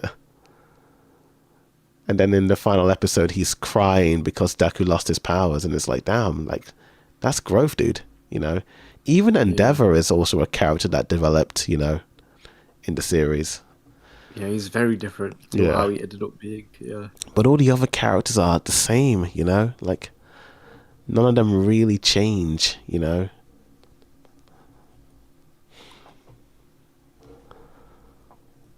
And Oh, then maybe the evil girl who can steal blood and change. Toga, Maybe Toga changed a bit. She saved her life, Gravity's life. I guess so. So But that was like at she the kind of, very, very end of her character arc. yeah, You know, it wasn't like within the story. It happened like right at the end. But yeah, I see your point. yeah. Uh, sure, yeah. I guess because mainly it is Bakugo because the story is focused around these characters more than anything else. And Shoto's the same. The guy with the nitrous on his legs is the same. I will say Ida Everyone's in the the same. early episodes kind of changed because he was very like independent, and then he went after the hero killer, and then he realized after Deku and Shoto saved him that, oh, actually I need to, He needs to be part of a team. yeah, he needs to be part of a team. So I think, yeah, apart from that, I'm like, no one really changed, you know. The biggest person that changed is Deku's mom. Oh yeah, okay, What happened yeah, to her, dude? yeah. I have no What idea. happened to That that? that was a wild change. It is what it is.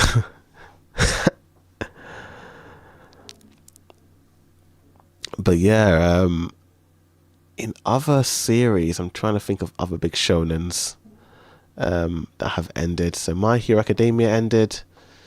Um, Naruto, yeah, not really a whole lot of characters, just the villains that change. If I'm being honest, Yeah, the yeah, villains, right? just the villains in Naruto.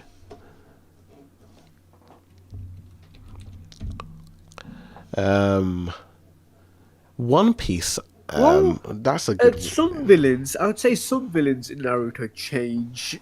Madara definitely did not No, change he's still the from what same. Yeah, he said. His downfall was his ego. Like he yeah, thought he was so, but he at the end of the day he was just being manipulated, and he didn't even realize he was being manipulated. I do yeah, like that. I can't lie. I do like how the only thing that's defeated Madara was himself. yeah, Madara was the only person that took himself out because of his damn ego. yeah. He thought Um, he created Black Zetsu, but no, he already existed. That was a cool twist, you know? I remember yeah. being like, whoa, that was a really cool twist. I'm so happy I read it in the manga once the anime caught up because the opening spoiled that, you know? The Naruto openings are the worst damn Yeah, thing on this planet, dude. It just spoils everything. Like with dude, it's being anime only. It must have been painful because you would have been just. And then the only time you could watch the opening is when you're at the end of the arc when they're gonna switch to a new opening. yep, pretty That's much. the only. That's It's the only so time. dumb. It's It the was. even with One Piece as well. Like they spoil a lot of stuff. Oh my gosh, it really Yeah, annoys me. It annoys me. I think One Piece did fix itself though, because I think Yeah, if Egghead I'm isn't too remembering bad, correctly, yeah, Egghead wasn't too bad. but I just It remember it, it in doesn't spoil anything. what opening But was it?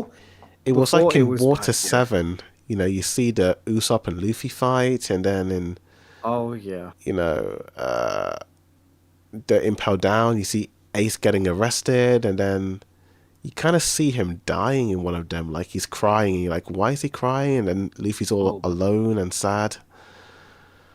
there was another opening where I think it's One Piece opening 5, which is my favorite opening, and that's the one that features Aokiji freezing everyone. Like that's a spoiler. And dude, what we're doing here.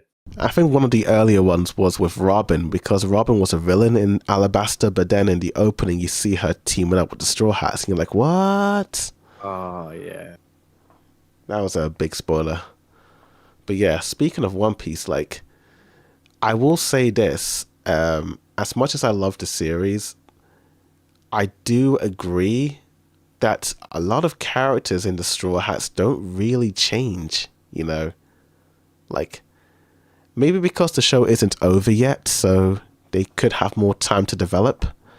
That's But like a yeah, lot of the exactly. characters in the Straw Hats are just like, kind of the same. Like I would say this: like Frankie did change, you know, because Frankie was a villain who beat up Usopp, but then he ended up coming around and then being one of them, you know. It's like the moment you join the Straw Hat crew, all your goals and ambitions die because it's now you just focus on gathering One Piece. Yeah, Because like everyone before they joined Luffy, they had a goal and what they wanted to become, yeah. but now it's never mentioned again once they join the crew. Like Sanji and All Blue never mentioned again. I mean, Zoro Zoro wanted. kind of is achieving his goal. He's becoming a strong swordsman, you know, and he's done a whole lot to become really I think powerful. Zoro is the only one that is excluded from this list. I'd say because Yeah, that's just it's very achievable what he wants yeah. because he's already training and whatnot, becoming a great swordsman and whatnot. But another issue, I've seen a lot of people have issues with this as well, is that Luffy is fighting these massive enemies, these end game enemies, and his crew is nowhere near as strong as he is. Yeah, except for Zoro and maybe Maybe, Sanji. maybe Sanji, Yeah. but everyone else can't even do Haki, bro. There's actually a No moment. one. Did you? I don't know if you've seen the Wano arc in its entirety, but there's a moment where Luffy is like, "Okay, Zoro and Sanji, you two are the top fighters in the crew." I was like, "Oh wow, he's even acknowledging that. Like those two are the That's strongest." pretty. Yeah. I love character moments like that. One Piece is the best. But yeah, you're right. Like the other characters, they're cool, but they never really had that time to shine and be like more. You know, Chopper's the doctor, so you know he's gonna Yeah, help fix people. Robin and kinda, also yeah, because you need Haki, right? When you're in yeah, this deep end of the sea and you're fighting people with Conqueror's Haki, you need your Straw Hat crew to have Haki as well. But then it feels so out of place when you see characters that don't have Haki or standing toe to toe with characters that could kill you. It's yeah, so weird. Like that yeah. shouldn't be a thing. I would say Robin kind of had a moment. She unlocked her powers in Wano when she was Yeah, that one fighting was. Maria. Yeah, yeah. That's not explain how she did that, but it was cool. It was epic. Even Sanji had his moment, you know, when he's fighting that big blonde fight. What was his name? The big guy. Queen, Queen. Queen. That's Do it. you know who Yeah. Queen is, by the way? They've He's revealed related. this. Yeah, I've seen spoilers that he's like Frankie's dad or uncle or No, it's not grandfather. spoilers. It's never mentioned in the show or the manga. It was revealed in a Q&A Oh, that really? yeah, Yeah, Queen is Frankie's dad. Yeah. that's crazy. That is crazy. What a way to Yeah, reveal that. Like, and then that's twist. like a big twist, you know? Yeah, never mentioned in the show. But yeah, it's his dad. Damn. Maybe they don't know about it, you know? Like, but then how old is Queen? Like, damn. Because Frankie's, you know, he's like in his mid 30s. Queen would have to be in his 60s. That's crazy. Yeah. I can't believe they just like ignored it and never mentioned it in the Yeah, show. that's crazy. And then you have Usopp. He kind of had a moment in Dressrosa when he took out that girl. Without Yeah, yeah. Usopp doing that, like everyone would have been toy How soldiers, you long know? ago though? Yeah, that was ages ago. The issue, so this is the issue with One Piece. I think I've nailed it.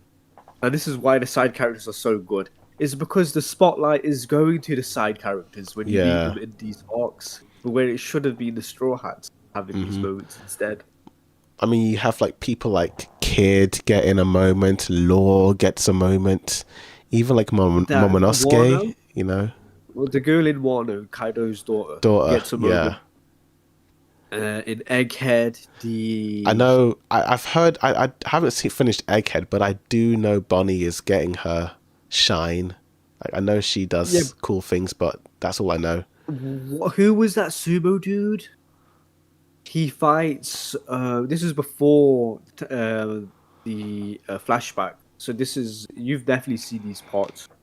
He's like Oh, you he was. mean that guy? Yeah, I know who you mean. Yeah, yeah. Yeah, He has a moment. Like these moments should be going to like the Straw yeah, Hats, man. Like, yeah, but that's why these side characters are good because they have because of these moments. yeah. Also, it's that trade off, you know. Oh yeah, it's that. And yeah, like, yeah, I think that is probably one of the big weaknesses of One Piece is that the Straw Hats kind of stay the same. But I mean, the banter is still all there. You know, it's still entertaining to watch all of them interact with Luffy and everyone else. So Yeah, I they suppose still has the that's comedy. yeah, the comedy is all still there, and I think that's it makes it entertaining. Also, I think because with Naruto it's over, it's finished, whereas One Piece is still ongoing. There's still that, you know, that wonder. There's that mystery that I'm still curious about. Dude, this is why I'm excited for you to watch Egghead because this is literally back on track.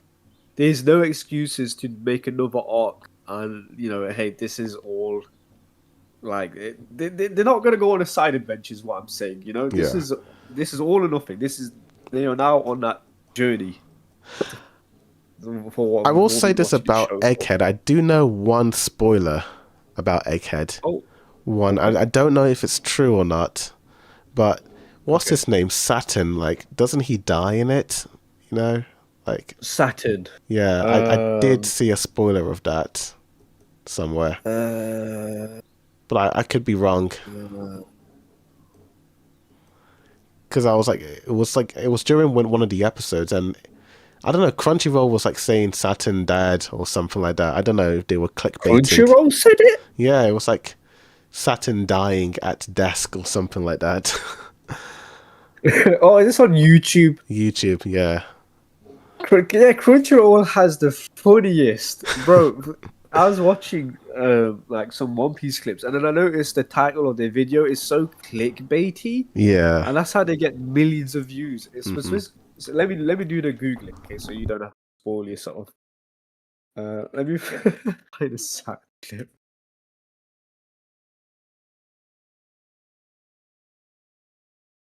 I don't think there is one or anything like that on the website. If I'm being real with you, I can't see anything. Like I can't find Saturn dies at his desk, Crunchyroll. But I have seen other stuff like Luffy knocks out, like blatant spoilers, like Luffy knocks out, gives Lucci PTSD. Luffy gives Rob Lucci PTSD. Like what are we doing here?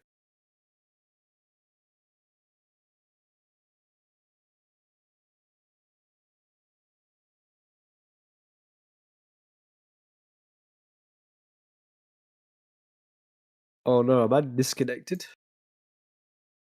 Or am I still But here? yeah, I don't know anything about One Piece after Egghead. I know they go to Elbaf and that's it, you know. That's the place Usopp wanted to go to, so my theory is that Usopp's gonna be like the main character of that arc. Like it's gonna be really him, be the warrior that he was always meant to be, you know. This should be his arc, to be Yeah. honest with you. If it's His not, I and don't know what we're Robin's, doing. I think, maybe. Because I Uh, maybe because didn't they say in one of the early oh episodes in Egghead yeah, that her yeah. father, uncle, friend, giant man is alive Saul. in Egghead? Not Egghead, sorry, in Elbaf. Yeah, I Yeah, saw yeah. that. So yeah, no, This you're is right. before You're the right. flashback of Kuma, but yeah, You're right. yeah, So but I mean, it'll be a nice moment, like a nice reunion. But I don't think it's gonna be anything more than that. To be yeah, honest with you, maybe there is. I don't know, but I don't see how. yeah. That's true. Also, there's a lot of mystery behind the God Valley battle that happened. Yeah, we get a lot. I think. Yeah, what I do know is that most of that stuff it will be revealed in Elbath, Okay. hopefully. I just don't know if I'm So gonna. we're gonna know a lot more. I don't know if I'm gonna wait weekly for that. I might end up binging the manga if Did you watch the flashback in Egghead? I watched up. Bonnie's So flashback. I remember watching.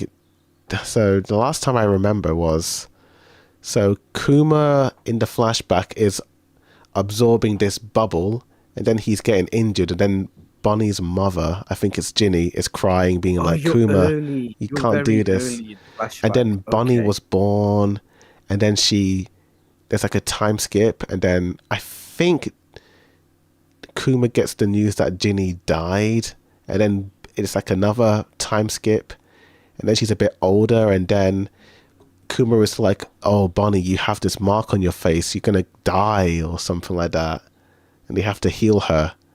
And then that's where I Oh stopped. wait. Yeah, Oh no no. Okay, no. Then you're not at the beginning. Okay, so you're near the end. is Yeah, I that near think you're the near the end? end. Okay, Yeah, you're near the I end. thought that was Yeah. the beginning. Because Because there was, you saw the stuff at God Valley, yeah, the there was flashback, right? what's his face? Ivanka was in God Valley with Ginny, and Yeah, yeah. Okay, so that's when you near the Kuma end. met up. Yeah, I was Yeah, there. did you see anything more in that God Valley flashback? What else happened?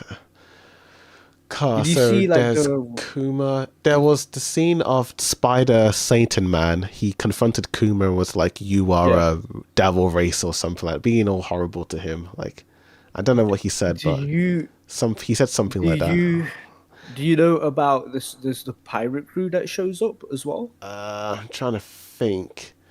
There's like Um, a pirate crew that shows up on that island. I'm pretty I sure you would have really, seen it. it's my memory are like it's It, fading. it's like 10 seconds, so you wouldn't. Yeah. I wouldn't blame you if you don't remember it. It was like 10 seconds when this crew shows up. Okay. If you don't remember it, that's totally fine. I But know. it's 10 seconds. You mean is? I do remember though. Okay, I think I know what you're talking about. Is it the scene with Roger and then you have his crew and then they're jumping in the air and then it freeze No, frames and then it's like no, this is the Battle of God Valley, but we won't see it yet. no, Okay, it's not no. that. Okay. I don't even think that happens. Okay. I don't. I'm pretty. I don't think that even happens. I might be misremembering it. Yeah, I think what you're picturing was the Warner flashback where Whitebeard clashes with Whitebeard clashes with Roger. Sorry, Maybe, I think yeah. that's what you're mixing that up with. Yeah, maybe. Again, it's been so long, since It's I've been so long last seen it. But yeah, it looks because cool, yeah. yeah, the only reason I mentioned that is because a certain character is in that. No, Okay. that's too much because it looks like somebody we know. Is what I'm Yeah. trying to say, but it's never talked about ever again. Hmm. I'm like, okay, that's weird. That's just That's and it's interesting. 10 seconds. And it's 10 seconds long. It's not even that major to the story. But that's why I just wanted. That's why I'm like, did you know? Did you see this? So probably not. Let me go to Crunchyroll. Actually, let me just search and see what episode you've actually seen. That's okay. One page.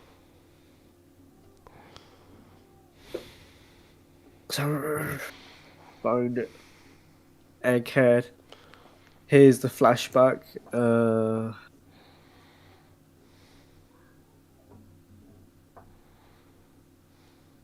Does the flashback happen in part 1 or part 2 of Egghead? I think it's the second after the break. I think that's when it happened. Okay. Okay. Yeah. Okay. Okay. Here's Ginny. Because the God Valley stuff, they don't go back to it. So you must have seen it. That's why I'm a bit confused. I might need to rewatch those episodes then. Yeah, you might have to. Yeah, it's been so long. Did you? Okay, the God Valley stuff. Did you see them eat the devil fruits? Oh, there was Kuma when they were in God Valley. He did eat his fruit, and then Then you've definitely seen these pirates. Then. okay, maybe I have. Yeah, maybe. Yeah. So I'm going to mention it. Is that okay? Uh, is it? It's like maybe just keep it for now. Like yeah, I Okay. don't know. I'm not too Okay. sure. I'm not too Okay. sure. Because it happens in the. I think I'm 99% sure it happens in the same episode where they find the devil fruits they Okay, used to escape. I'll just have to wait and watch it. Once I Okay. do. No worries. No worries. But yeah, I need to catch up to One Piece once I do. Also, I need to also watch Free Run because I know people love that. But I watched the first 3 episodes of that and I thought it was kind of You fine. didn't like it? I liked it, but it was giving me Timothy Goes to School vibes. It's very it's very Timothy goes. No.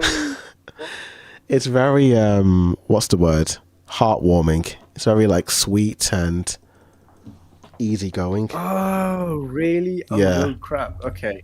That is very Timothy goes to school. Yeah, Like, it's a I very don't want to watch that. That's boring. What the that's hell? I've only watched 3 episodes of it and it's like that's all what the 3 episodes are. It's just this girl, and she's just walking and talking, and then there's the trees, and there's sunlight, and she meets another girl, and the girl grows up, and It's very boring. yeah, it's just. I mean, I could be too. Doesn't anything happen? It could be too early in the show, you know. It could be way too early, but I was like, oh boy, it's very PBS tiny pop. Oh god. Yeah. It might be a hot take. Roly over here. Yeah, Oh, no. it's giving me those vibes. It's very kiddie, you know. I'm very shocked that it's got this fandom. So something big must happen in it. It could be like a big plot twist that happens that changes the show. You know, maybe. But Maybe. it's very I hope so. PG friendly, you know. Like kids can watch it, you know. I don't like the sound of Like that. you can put a toddler in front of this show and she'd be fine with it from the first 3 episodes. You know? No, you're just roasting that show non-stop. It's just, you know, the way people hyped up about it, and then the way people bully other people online about certain characters. It's just weird, you know. So I'm just very like surprised that this show isn't as intense as I'm seeing. It's very chill, you know. Dude, I was so hyped to watch this series, but now you've put me off it so much. I because of the mean, dude, TV. I mean, it's just it's the goes- first 3 episodes, dude. So that's all I've seen, you know. So it could get better in episodes 4 and 5, maybe. So I'll keep at it, you know. I'll keep watching it. But so far, it's given me Timothy Goes to School, Rolly Polioli, The Little Bear, you know, Strawberry The Little Shortcake, Bear. Oh, the strawberry Shortcakes, Charlie Brown and Snoopy vibes, you know. It's Oh no. yeah, it's very Playhouse Disney, you know, like You know how many people are giving this 10 out of 10s? And I was so hyped to watch yeah. it. Now you're telling me it's Timothy Goes to fucking school? Yo, what the hell? I can't. Yeah, I might get hate saying it, but that's the vibe I'm getting. It's cute. It's a cute show, you know. If you're very sleepy and you want to go to bed, like you don't want to have bad dreams, you know, put the first 3 episodes on. You know, you'll be good. You know, it's like this show is a nice glass of hot, warm milk, you know. Oh, God. Yeah, it's but it's not bad, dude. It's not bad. The visuals look nice, you know. It's very pretty to look at, you know, but it's not what I thought it was going to be. It does give the Little Bear vibes. Yeah. That third picture from the top. Yeah, it's like this one. I can't lie. Oh no. Like that's pretty much what episode 3 was. It's just her and this other girl walking and talking, and then I think they're like just in a house talking. Then they walk out, they drink tea, and they they do more walking. It's very much that. I could be wrong, you know. It could blow me away later on, but yeah, Free Ren is not liking it. I mean, I'm liking it, but it's not what I thought it was going to be, you know. But who knows? I could be wrong later on. Yeah, dude, I was like that with Lord of the Mysteries because I've seen a lot of hype about that anime. Bro, if you want a good night's sleep, if you're struggling with sleeping, watch that anime, bro. Yeah. I'm telling you now, you would fall asleep peacefully if you watch Lord of Mysteries. Yeah. Oh, man. Yeah. That's a Chinese animation as well. It's not Yeah, I think it Japanese. is. Yeah, Lord of the Mysteries. Another show I tried watching actually as well is, I think you might have heard of it. Oh no, what is it called? The Fortress Kabini thing. The Fortress. The Carbonari of the Iron Fortress. Oh yeah, here it is. Looks interesting. Dude, that show is so boring. Oh, okay. I watched episode 1 and I was so hyped. This is actually a good show to binge watch. Oh my days, is so interesting. Episode 2, so boring. Episode 2 is so boring. I never seen a hype die so quickly. And there are comparisons to Attack on Titan because it's the same composer. Hmm. When you like listen to like the soundtrack, very similar to Attack on Titan. Yeah. And this was meant to be the next big thing. Like this was meant to be an Attack on Titan clone, but bro, episode 2 was so boring, I just dropped it. And apparently this show didn't even get like a season 2, whatever. And this came out like 5 years ago. Damn. Yeah. Sucks. Yeah, 12 episodes and 2 movies, that's it.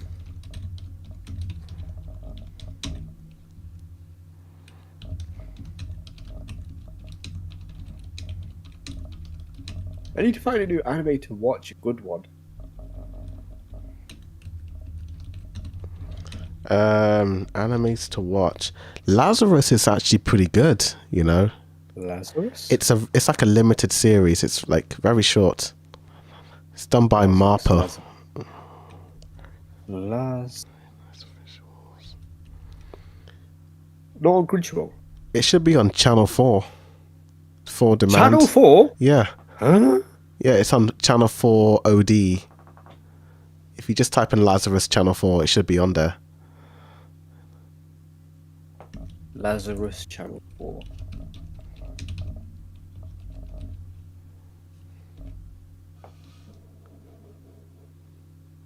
Oh wow, what is this? Oh, Lazarus. Wait, is this the Scammer anime? I don't remember. Yeah, I think so. I haven't seen it. It's been a while since I've last watched it, so don't quite remember it. Oh, I love the visuals. This looks really nice. Yeah. 4 episodes.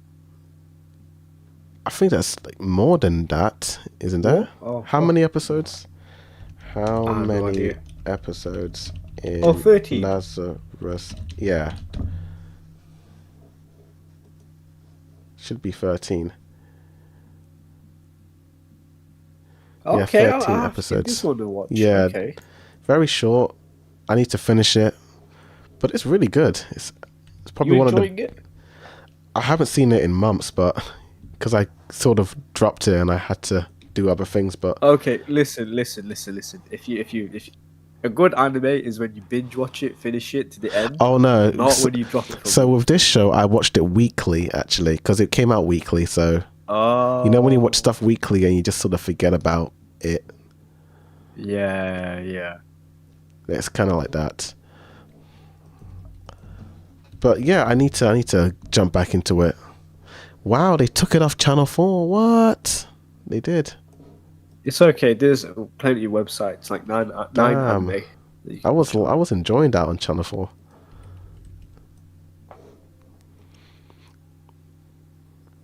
I don't know if you noticed this, but whenever you watch movies or TV shows on like UK streaming sites, the audio pitch is a little different, you know.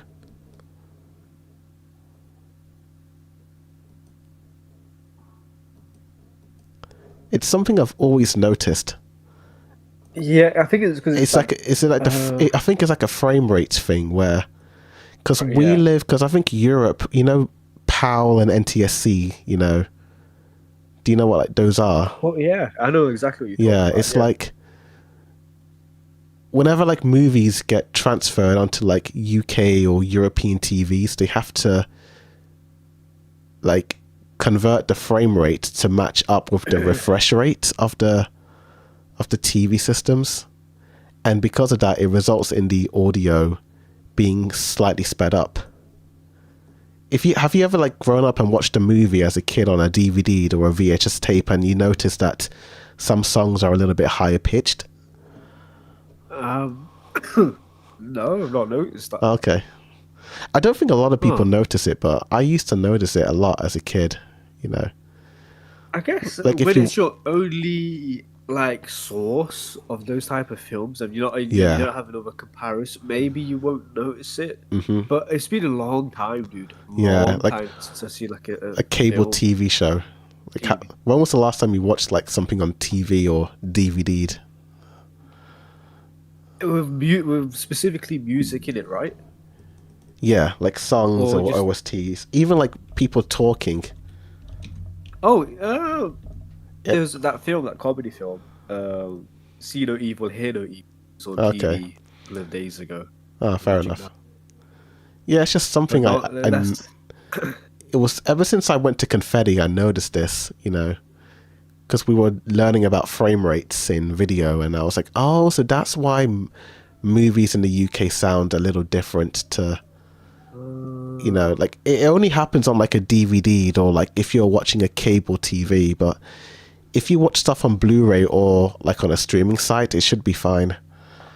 does this still apply to plasma TVs as well, like flat screen TVs, or Oh is no, it just it's like it's not a TV. It's like satellite cable TV. Like if you're watching like BBC oh One, like a movie on Channel 4 or on Channel 5, like it's just something I noticed. Like with because my TV is a smart TV, it has different settings for like the smoothness of oh yeah, the that's a different video issue. itself. Yeah, So yeah, that I might not be able to notice it because of all these other like filters yeah. I applied over the yeah. screen.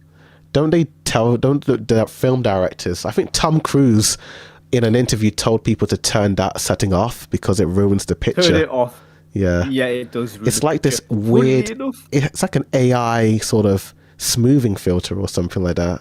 it's horrible. It's Yeah. so bad. It kind of makes, I yeah. notice it. I notice it immediately. My family does not. Yeah. They think it's the same. I'm like, what are you talking about? This is clearly faster. These Yeah. people are moving fast. They should. They no one moves like. It And kind then of you turn brings it up off. the topic of Avatar as well, because if you watched Avatar in the cinemas, they kind of have that effect.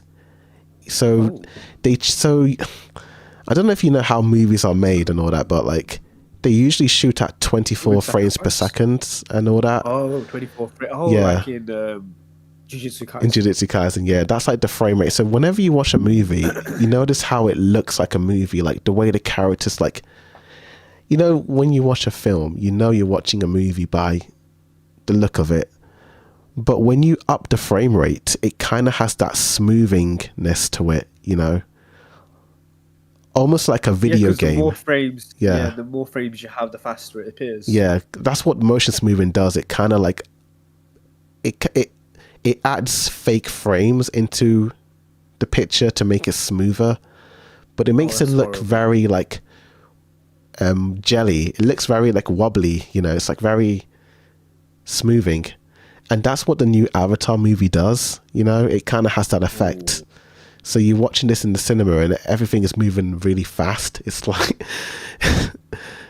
yeah, it's like even like Peter Jackson did this with The Hobbit, where he used a higher frame rate for those movies, and people did not like that. Does this stupid question? This is a very stupid and silly question, but does having a higher frame rate affect the speed time of the film, No, the or is it speed just is the exactly the same. same? The speed is the same of the How does that movie. work? It's really it's very You know what I'm technical. It's I understand how it works, but yeah, I do see what you're saying, but it's just so technical. It's like basically it's the same speed as the movie, but it's like it's like, let's say you have a light on in a movie and you turn that light Right. off, it's not going to change the speed of it. It's kind of like that, if that makes sense. It just doesn't affect it. You could have, No. you could film at like, okay, that didn't make any sense. I get what you mean, but it's so complicating. It's Because in my head, if it's faster, it means the runtime of the film is shorter, right? 'Cause it's faster. yeah, because But it's everything not is moving. affecting the runtime. It's like It's not. it's almost like it's tricking the eyes. It's like Yeah, tricking the eyes is a good way to put it's it. like yeah. the movie is still moving in real time, but those frames Appearing are faster. appearing faster. It's like, but the speed is the same. Let's say you're running Okay. it, it's so hard to explain. You know, it's really, That is yeah. that's it. Yeah, how It's do like you answer it's like that you're question? jogging and you're filming the video, but you're jogging normally. But if you're running quick, I can't explain it, dude.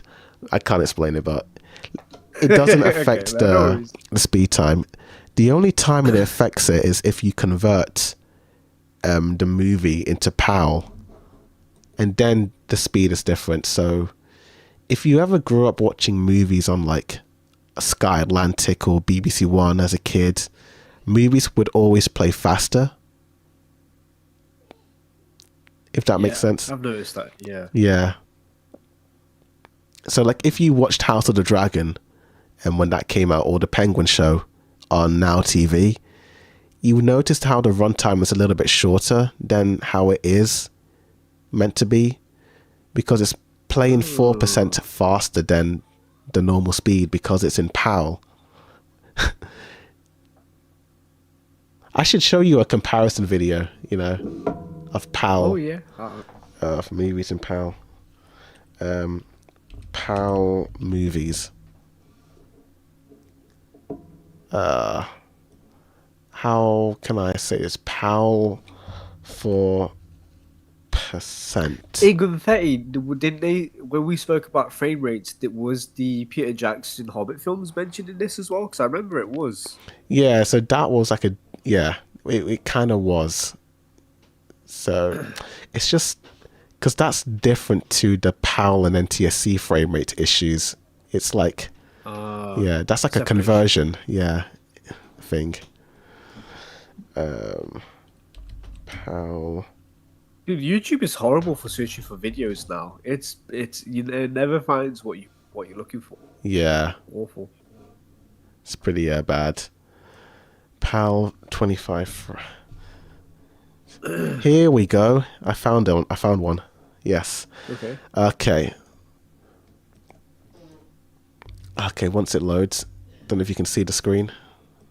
Yeah, watch the screen. Okay, so, oh, that's pretty gory. I don't know what movie this is, but on the left is the Blu-ray. So this is how movies look in the cinema and how it's meant to look. Like, if you watch a movie on Netflix or Amazon, or you go to the cinema, or you buy it on Blu-ray, this is meant to be the speed and the look of it. But if you watch a movie on BBC One, ITV, Channel 5, or you buy a DVD, or you live in any other European country or Australia, then if you watch the movie on a cable TV, this is how it looks. So I'll just play this. 1 FPS fast. Yeah, it's just, it's like, it's a whole thing, you know. But yeah, that's kind of like a good sort of side-by-side comparison.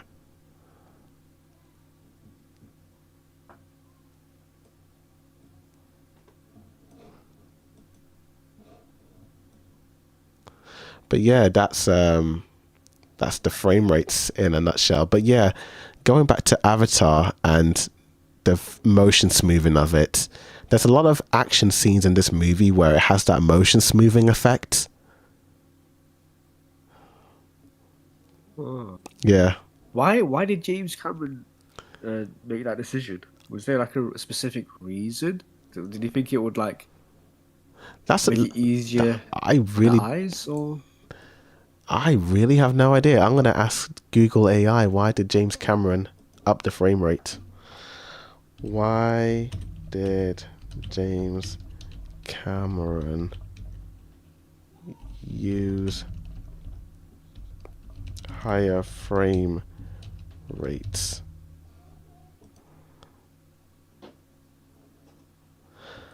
Okay, so we got an answer. It's to enhance the 3D experience, reducing eye and brain strain by smoothing out motion and eliminating the strobing effect, Uh, that or makes sense. judder. That does make sense. I suppose It's all whenever, 3D. yeah, because you're wearing 3D glasses, so I Yeah, think he wanted it to look as smooth as possible in 3D, you know? Because usually whenever you watch a 3D movie, your eyes kind of sting, if it you've does. Yeah, noticed. and the screen gets blurry, and you don't know if Yeah. it's the glasses or your eyes. Yeah, so I think when you up the frame rate for 3D action scenes, it kind of reduces that strain. on the eyes. It's a very interesting fact, you know. I didn't know that was the reason.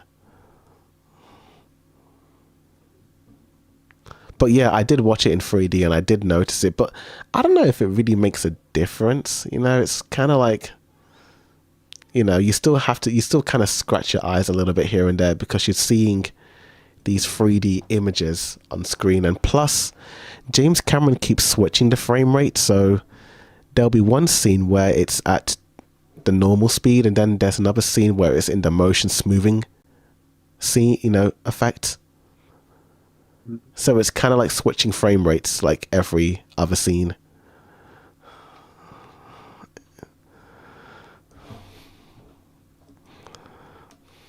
This whole like conversation is very interesting. Yeah. It's just very interesting.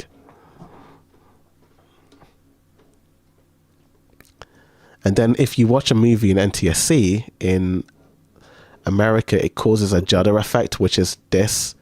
This only happens because people in the US don't set their TV settings to match the frame rate of the movie, which gives you that juddering effect.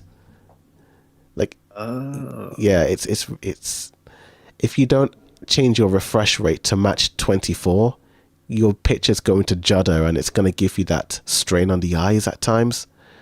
But if you match your refresh rate to the film rate, it won't judder and it will play normally and smoothly, which is, yeah, this is just an issue with TV settings, you know.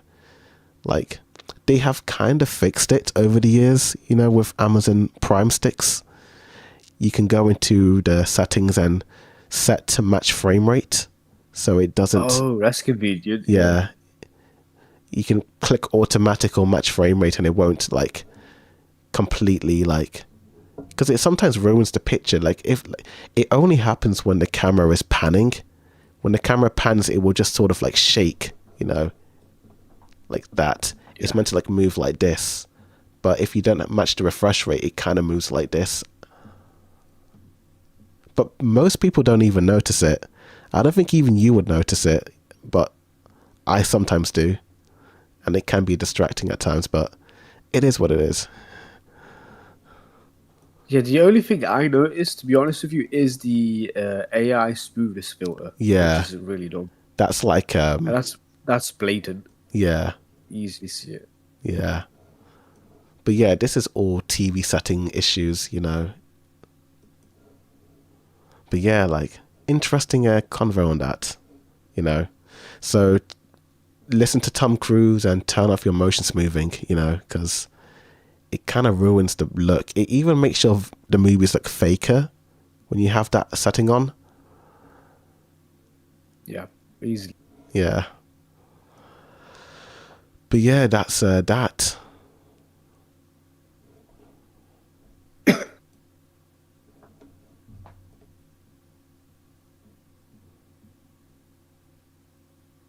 Well, that's an interesting news update. Dylan O'Brien is reportedly in talks with Marvel.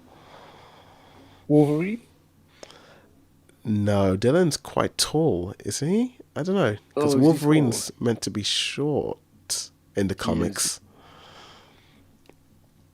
I don't know how tall Dylan is.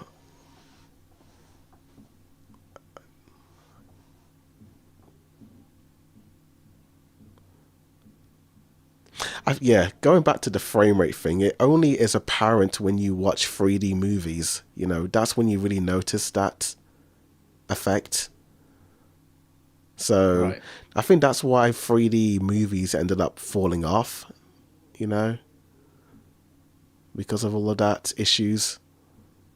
Because yeah, it's a huge distraction. That's why I always choose 2D over 3D, because I don't want to keep like messing around with glasses. Because when you have it doesn't affect the picture, but when it's almost like you're staring more closely into the screen when you have a 3D glass on, so it kind of hurts your eyes a little bit.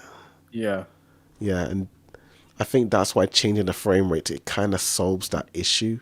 Also, lower the brightness as well. I think that helps as well with eye strain. But yeah, that's that. Overall, the Avatar movie was pretty cool though. Like, Fire and Ash. yeah, Fire and Ash, pretty cool movie. Probably the weakest movie in the trilogy, if I'm being honest, but still good. Is there one more after this? James is sort of planning 4 and 5, but he 4 said, and 5? yeah, Okay, James. well, Okay. yeah, but that all depends on the box office. He said if it flops, then he's not gonna make any more. Well, it doesn't look like it's flopping, right? No, it's made $1 billion already, so Oh, wow. yeah.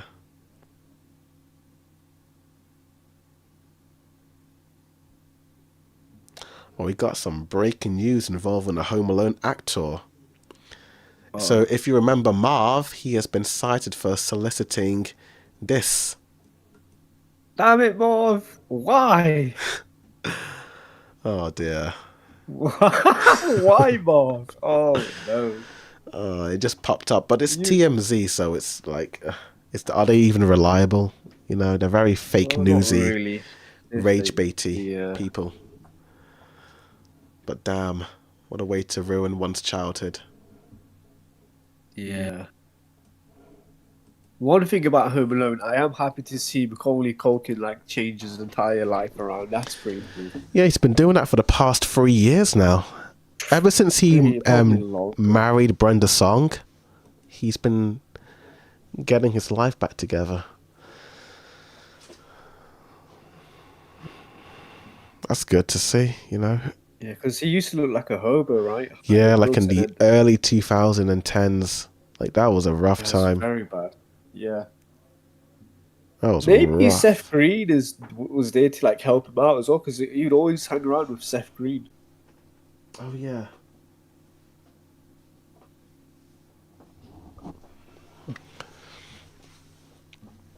But also as well, I didn't even know he had brothers as well. That was another thing. Yeah, he's a Then you hear about younger brother. Kieran Yeah. Culkin. And now Macaulay Culkin's in that new Fallout TV series Yeah. on Amazon.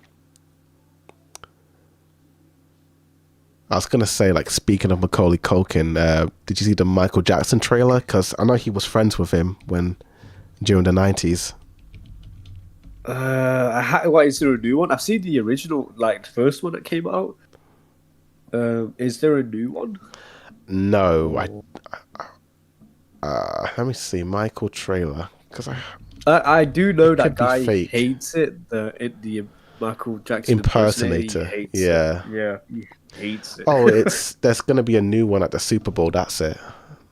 Okay. Yeah. It does look interesting. I can't like because it's his nephew doing it. Yeah, I it's think. Jafar Jackson doing it. Jafar, the Aladdin. I'm actually kind of excited for this. You know, like, I do want to see this A lot of biopic. pressure, dude.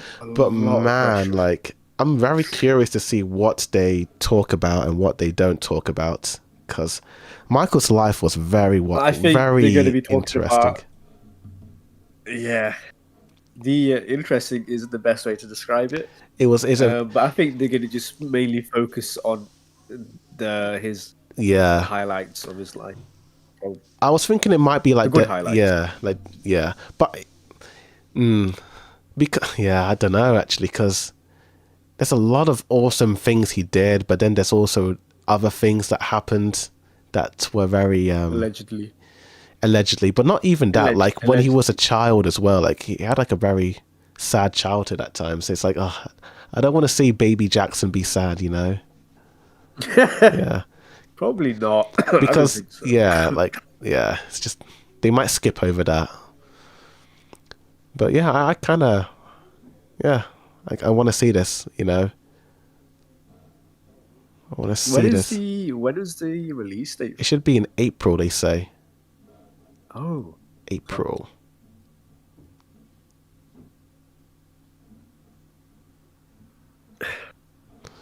Michael Jackson. But yeah, that should be coming soon. That's the same month as the Mario movie. I wasn't a fan of the first one. Have you seen the first one? Oh yeah, I thought it was fine. from what I remember. Okay. It's just very, what's the word? Normal, you know? I think I was more impressed with the animation than the story. Yeah, yeah. Same, yeah. I thought, wow, this is really nice to look at, you know?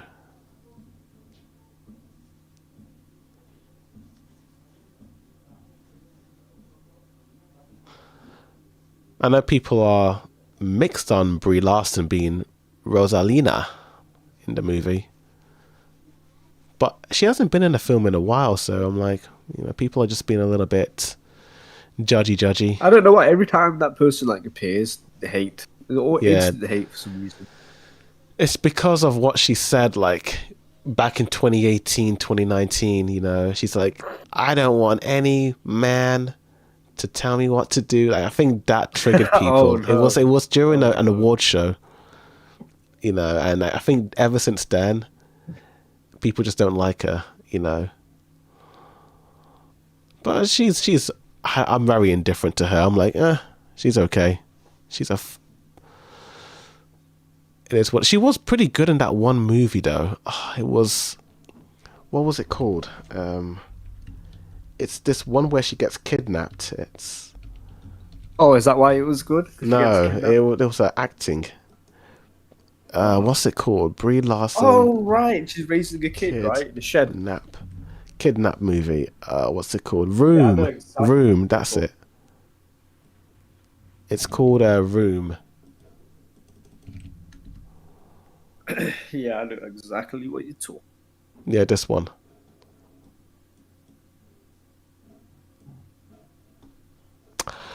But yeah, that was a pretty okay film.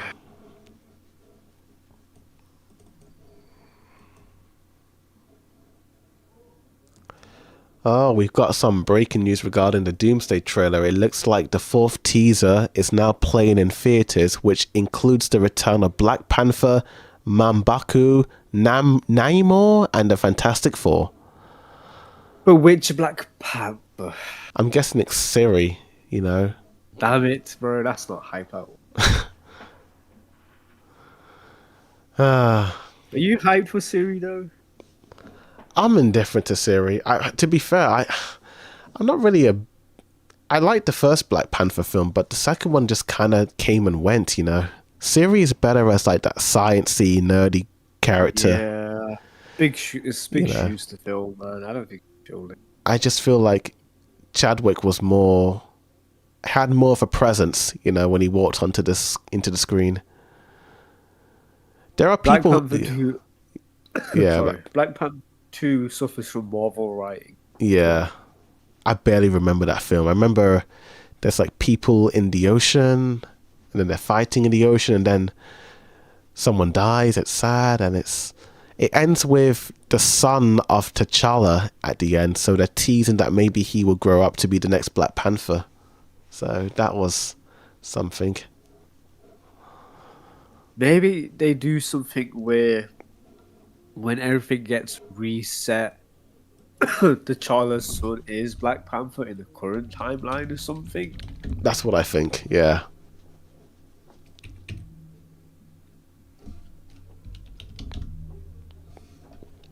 that's what I think.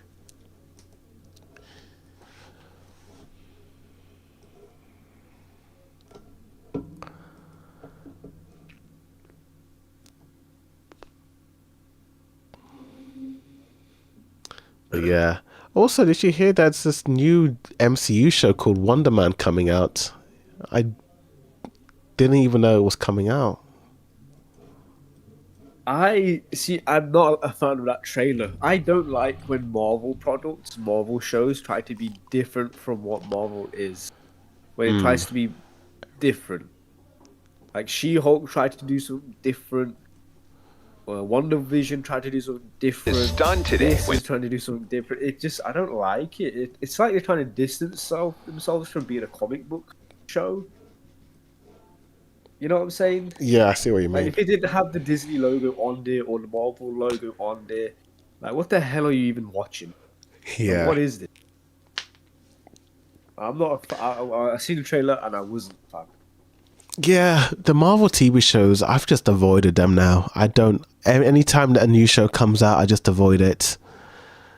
You know, and I think even Yeah. Kevin Feige knows this as well because, I mean, looking at what Sorry. Doomsday is going to be, it looks like they're going to focus more on the bigger characters than like any of these show characters. You know, it does make those 6 years of MCU TV shows and movies kind of pointless now. You know, Yeah. like what was the point of watching Miss Marvel and She-Hulk and Falcon and the Winter Soldier and Moon Knight if they're not going to appear in the big film?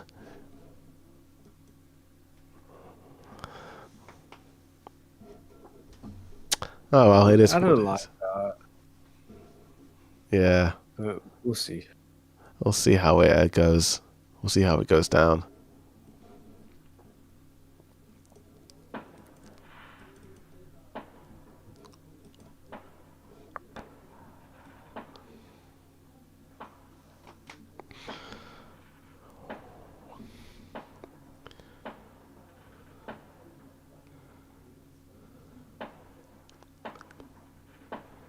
But yeah, I think that's about it.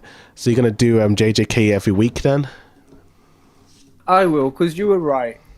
It is fun to have discussion each week, Yeah, but and it's going to be so painful doing it. yeah, Ugh. it might be better to do weekly so you can understand each episode a bit better. You know, so you're not that. Yeah, Yeah. because then I have then I have you who has read the manga, try and oh god, fuck, sorry, I just seen Scooter there with a mouth in his stomach. Oh dear, that's just a weird fan Uh, art. Maybe we should get off this page in case I spoil. But yeah, Go for it. JJK Yeah, because even if season. I don't understand the episode or what's happening, at least you're here who's read the manga here to Yeah, say, okay, this is what that means.